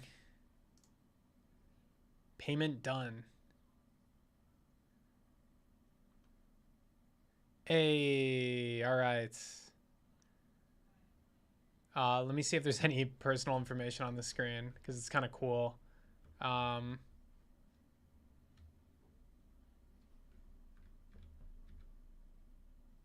think it's pretty okay. So yeah, I guess they charged $68. I didn't even see that, but I guess the screen was really shrunk because it was on the side on my virtual monitor.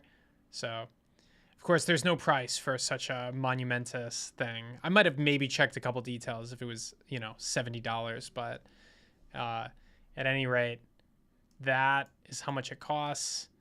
This feels a little bit expensive for assembly. I don't know why they charged so much for assembly because none of the parts are particularly expensive, but they might have some minimums or something.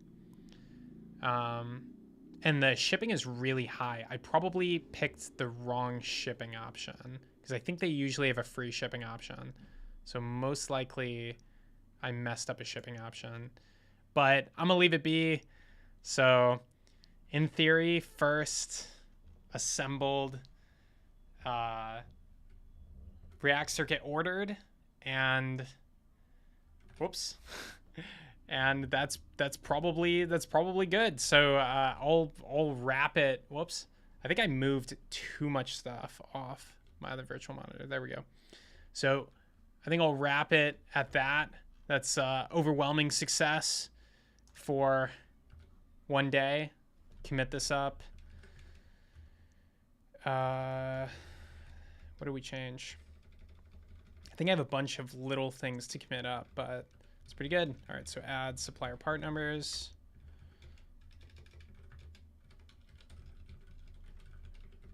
Later today, I'll have a GPU, and maybe I'll do some work on flipping the coordinate axes, which will be very time-consuming.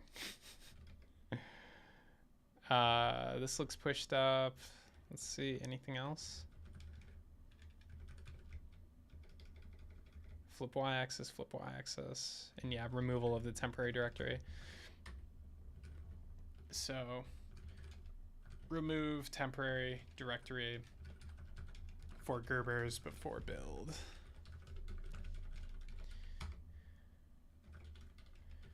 If you ever want to see a log of everything that's getting done, I don't know why you would, but if you go to tscircuit.com and then you go to About and then change log, you can see kind of a record of every commit that's going up. So daily you can see everything that's getting done. So lots of progress, and hopefully that can flesh this graph out a little bit. But that's it for today. Thanks for tuning in.